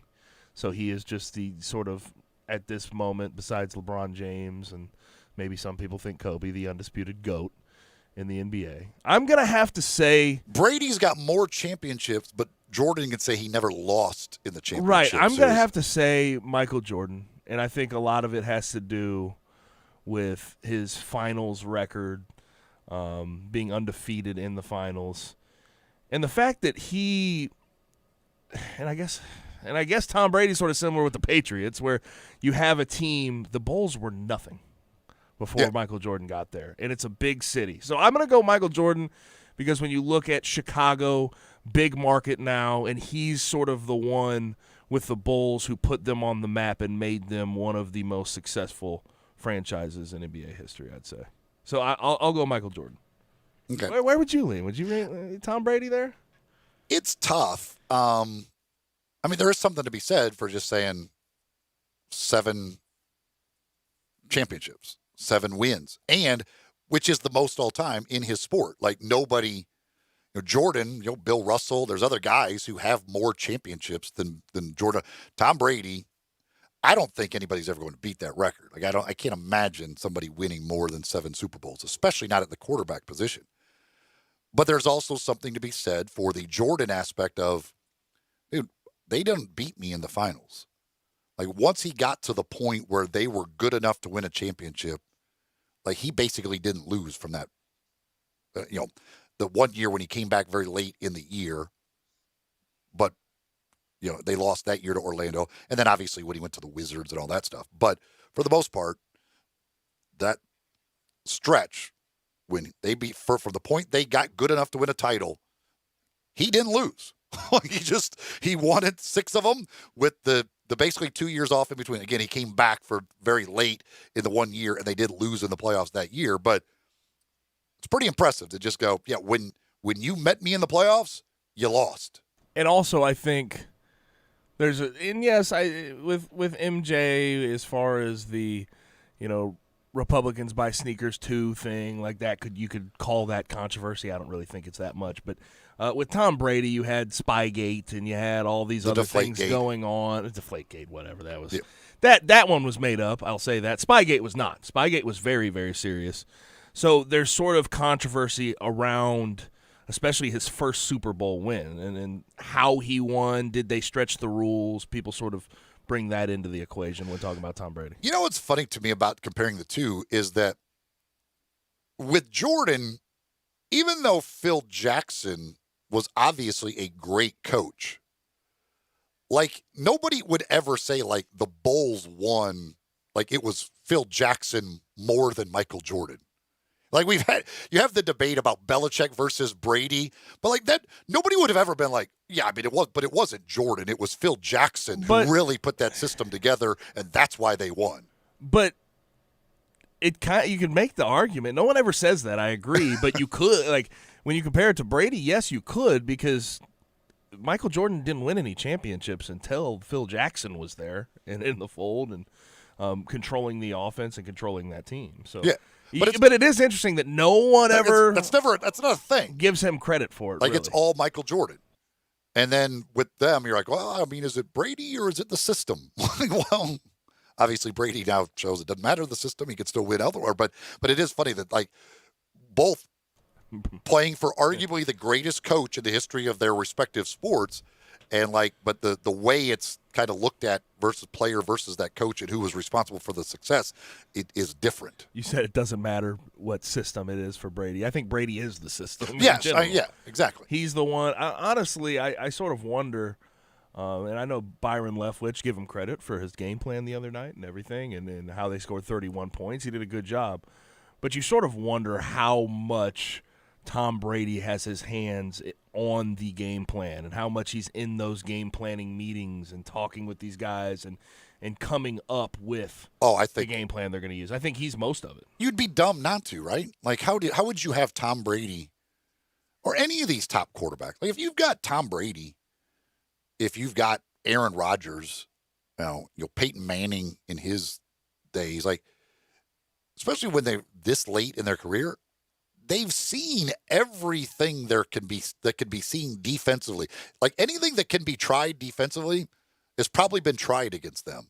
So you'd be dumb not to be like, okay, Tom, what do you want to do? Like it was like, because with Aaron Rodgers, that thing at the end of their game against Tampa Bay, when they kicked the field goal, and he said like, yeah, Matt let me call that third down play. And he said, if I would have known we were going to kick the field goal, maybe I would have called, with a different play. But yeah, like, why would you not? Like, I don't care how good you think you are as an offensive coordinator. It's Tom Brady. Right. And also with Aaron Rodgers, I think Peyton Manning and Tom Brady did a fantastic job. Tom Brady continues to do a fantastic job with calling plays. Aaron Rodgers had his moments where he's checking out of run plays to chuck it deep. So Aaron Rodgers, while I think he's very good at situational football, he's got a great command on what he does on the field. I think he's one of those guys that at points you have to reel him in a little bit and say, hey, maybe I need to call this drive. By the way, somebody says Justin Fields started at Georgia, but I don't know that you think Justin Fields is going to take a team to the Super Bowl anytime soon. But I wouldn't count him as he's not an SEC quarterback. An SEC quarterback. To me, it's where you played last. I mean, that's played. why played. That's why Joe Burrow, I consider an SEC quarterback rather than I don't consider him a Big Ten quarterback for his time at Ohio State. Like, he is an SEC quarterback because he put together the great year, played last at LSU. So yeah, I would say Justin Fields is a Big Ten quarterback. Joe Burrow is an SEC quarterback. Back to wrap things up right after this here on Sports 56 Middays on this Tuesday, National Pizza Day here on Sports 56, 98.5 and 96.1.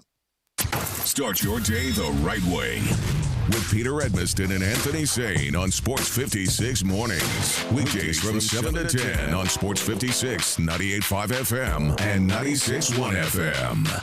Looking for a high-efficiency planting solution? The Case IH 2150 Early Riser Planter combines the industry's most accurate planter technologies with a rugged row unit for a fast and uniform emergence. The Case IH 2150 Early Riser operates at your speed and adapts to unique field conditions so that you can maximize your yield potential. Stop in or call Mid-South Ag Equipment at 662-890-3141 to learn more. That's Mid-South Ag, your Case IH Equipment headquarters. Is your wife asking you to stop eating junk food? Well, we have you covered at Humdinger's. It's quick and it's healthy, and most important, it tastes amazing. With many choices from salmon salad to rainbow trout and grilled asparagus. Come visit us for lunch at Humdinger's, 6300 Poplar Avenue.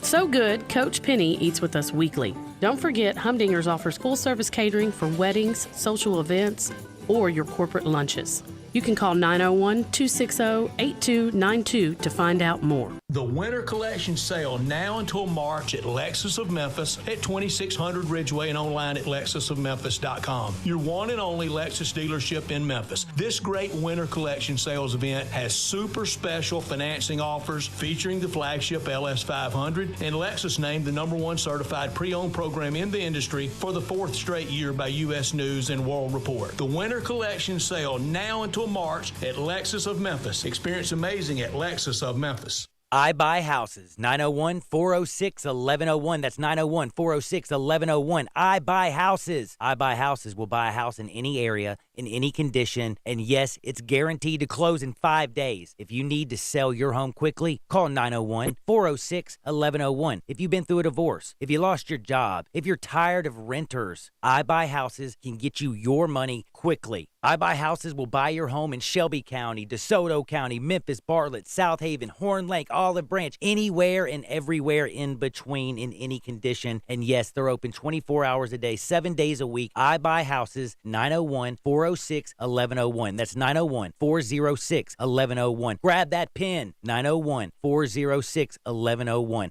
I Buy Houses.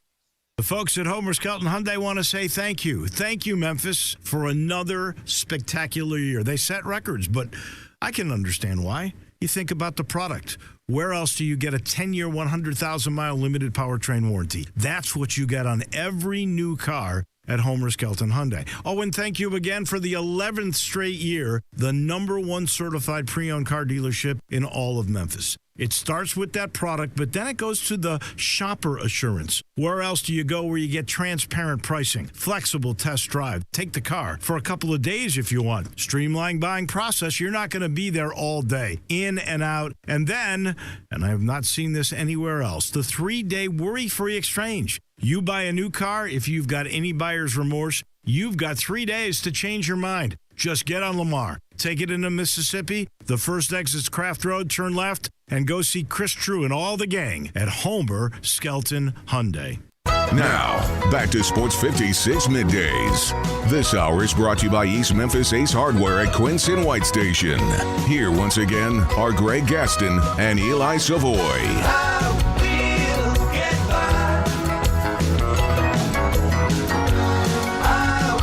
Got a text from the First Bank text line. We were talking about the weather. Says, I'm a mail carrier. Snow and ice are not fun. Chance of the frozen crap tomorrow night.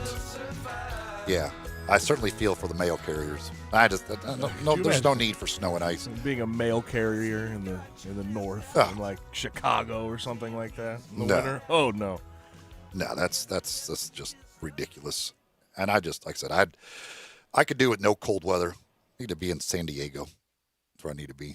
Just get that weather every single day of the year. All right, so tomorrow on the program, we will be doing our 5 favorite things that we do each and every Wednesday now. Tomorrow, with the fact that yesterday we had the virtual Dinstall's remote, and we have Valentine's Day coming up this weekend. Tomorrow we're going to do our 5 favorite candies. So candy bars, it could be like fruity candy, whatever your go-to is. Specific. You're like not just a candy bar. It's a Snickers or a Reese's or whatever, or what's a Starburst. Those, so whatever your 5 favorite candies are, that will be our category for tomorrow on our 5 favorite things. And again, don't forget today. Could have done our 5 favorite pizzas if it was today. So you're a candy guy. So you're a coconut guy too. You like mounds? No. You like mounds? Well, I can promise you right now, Almond Joy or Mounds, neither one will be anywhere near my list. Almond Joy is pretty good. No. Mounds when it's just the coconut and the chocolate. I'm sorry, that's a little much for me. There will be no candy that has any sort of coconut that's ever been near it that will be on my list of 5 favorites tomorrow. But I got a lot. I'm a big fan. Narrowing it down to 5 is going to be difficult for me. This is going to be difficult. I like a lot of different candies out there, so this one's going to be difficult. But we'll do that tomorrow with our 5 favorite things. Your 5 favorite candies, candy bars, fruity candies, whatever it is. Your 5 favorite for tomorrow. Time now for one final thing. Before Greg and Eli get out of here for the day, they each have one final thing they think you should know to make it through the rest of your day. So here are Greg and Eli with one final thing. So we lost another prominent name from the sports world is Marty Schottenheimer, former NFL head coach, passed away, 77 years old. He had been battling Alzheimer's. It's really amazing when you look at the career of Marty Schottenheimer, because he was an unbelievable, put together a just great record in the regular season, but was just plagued by, frankly, really bad luck in the postseason, like through no fault of his own. They had the back-to-back losses to the Broncos in the AFC Championship game when he was with the Browns. You had the drive where Elway led the team with like 95 yards or whatever the last couple minutes. Then the next year, I think it was, or maybe it's a different order, but he had the fumble at the 1-yard line by Ernest Biner when they had a chance. And that's not, what can Marty Schottenheimer do about a guy fumbling at the 1-yard line? There was a game with the Chargers against the Patriots. I think I want to say it was an AFC Championship game where they had the interception up by like 8 with like 6 minutes to go. They get an interception, Marlon McCree, and he doesn't go to the ground. He tries to return it, gets hit, fumbles it. Patriots get it back. Patriots end up winning that game. They lost in a game with the Chargers. It wasn't the AFC Championship game. I think it was maybe a division round where in overtime, Nate Kading, who was the kicker at that time, misses like a 40-yard field goal that would have won the game. He had another game, I think, when where he had a guy miss a field goal in overtime. Like they were always in position to win in the postseason, but he could never catch a break, it seemed like, in the postseason. But he was over a 600% winning clip in the regular season. He did it with every team. Browns, Chiefs, and Chargers. Now, he had the 1 year with the Redskins, which was weird. He was there for 1 year. They went 8-8. Then they fired him to hire Steve Spurrier. So he was 8-8 there. But the other 3 teams, he won over 60% of his games at all 3 in the regular season. But he just, again, the postseason, it was like he was jinxed. Like there was always something that would happen. So he never made it to a Super Bowl. Obviously never won a Super Bowl. Finished with a regular season winning percentage of .613, but was 5-13 in the postseason. And then the Washington Post. I mean, okay. Like, again, the guy had some problems Again, a lot of it was just bad luck for guys just making boneheaded plays. But the Washington Post, in their obituary section today, the headline, and I think they changed it, but people caught it, said, NFL coach whose teams wilted in postseason dies at 77. Really? In your obituary section? That's the headline you give Marty Schottenheimer? It's ridiculous. I saw it. I thought it was fake at first, but it is no doubt real. And to have that headline and obituary, just get the... Yeah, I mean, gosh, who okayed that? Show a little respect for the man, for goodness sake. He's got the most wins of any coach to never make it to either the Super Bowl or championship game. You handle it like you just handled it. He had bad luck in the playoffs. He had and you can write that in a story later when you're remembering him and you're talking about him. The obituary headline is not the place to put any editorial. No, about absolutely not. Like it is what it is. Marty Schottenheimer, former NFL coach, passes away at 77. That's your obituary headline. If you want to put some stuff in there about his career, whatever, write a story about his career. Again, a lot of it, really, again, it wasn't necessarily his fault. Like, he just had bad luck in the postseason with guys making bad plays. But was successful with the Browns. Not many have been. He was successful with the Chiefs. He was successful with the Chargers. And he only had the 1 year with the Redskins. And then was fired. And obviously Steve Spurrier had no success there. Now, of course, his son, who was just let go by Seattle, is with Urban Meyer in Jacksonville. Brian Schottenheimer, who will be the quarterback coach and passing game coordinator for Urban Meyer in Jacksonville. But R.I.P. to Marty Schottenheimer, another one of the great names, the great coaches, great people in the world of sports we have lost over the last year. Thanks to Connor O'Gara, to Jeff Crane, and to Matt Moore for joining us on the program today. Again, tomorrow for our 5 favorite things, it's your 5 favorite candies. We'll do that tomorrow on the program. Of course, we'll talk to Jerry Palm on tomorrow's program and plenty more coming on tomorrow's show. Coming up next, stay tuned for Sports 56 Happy Hour. For Gabe, I'm Eli. Enjoy the rest of your Tuesday, everybody. Got $100 bill, you can keep your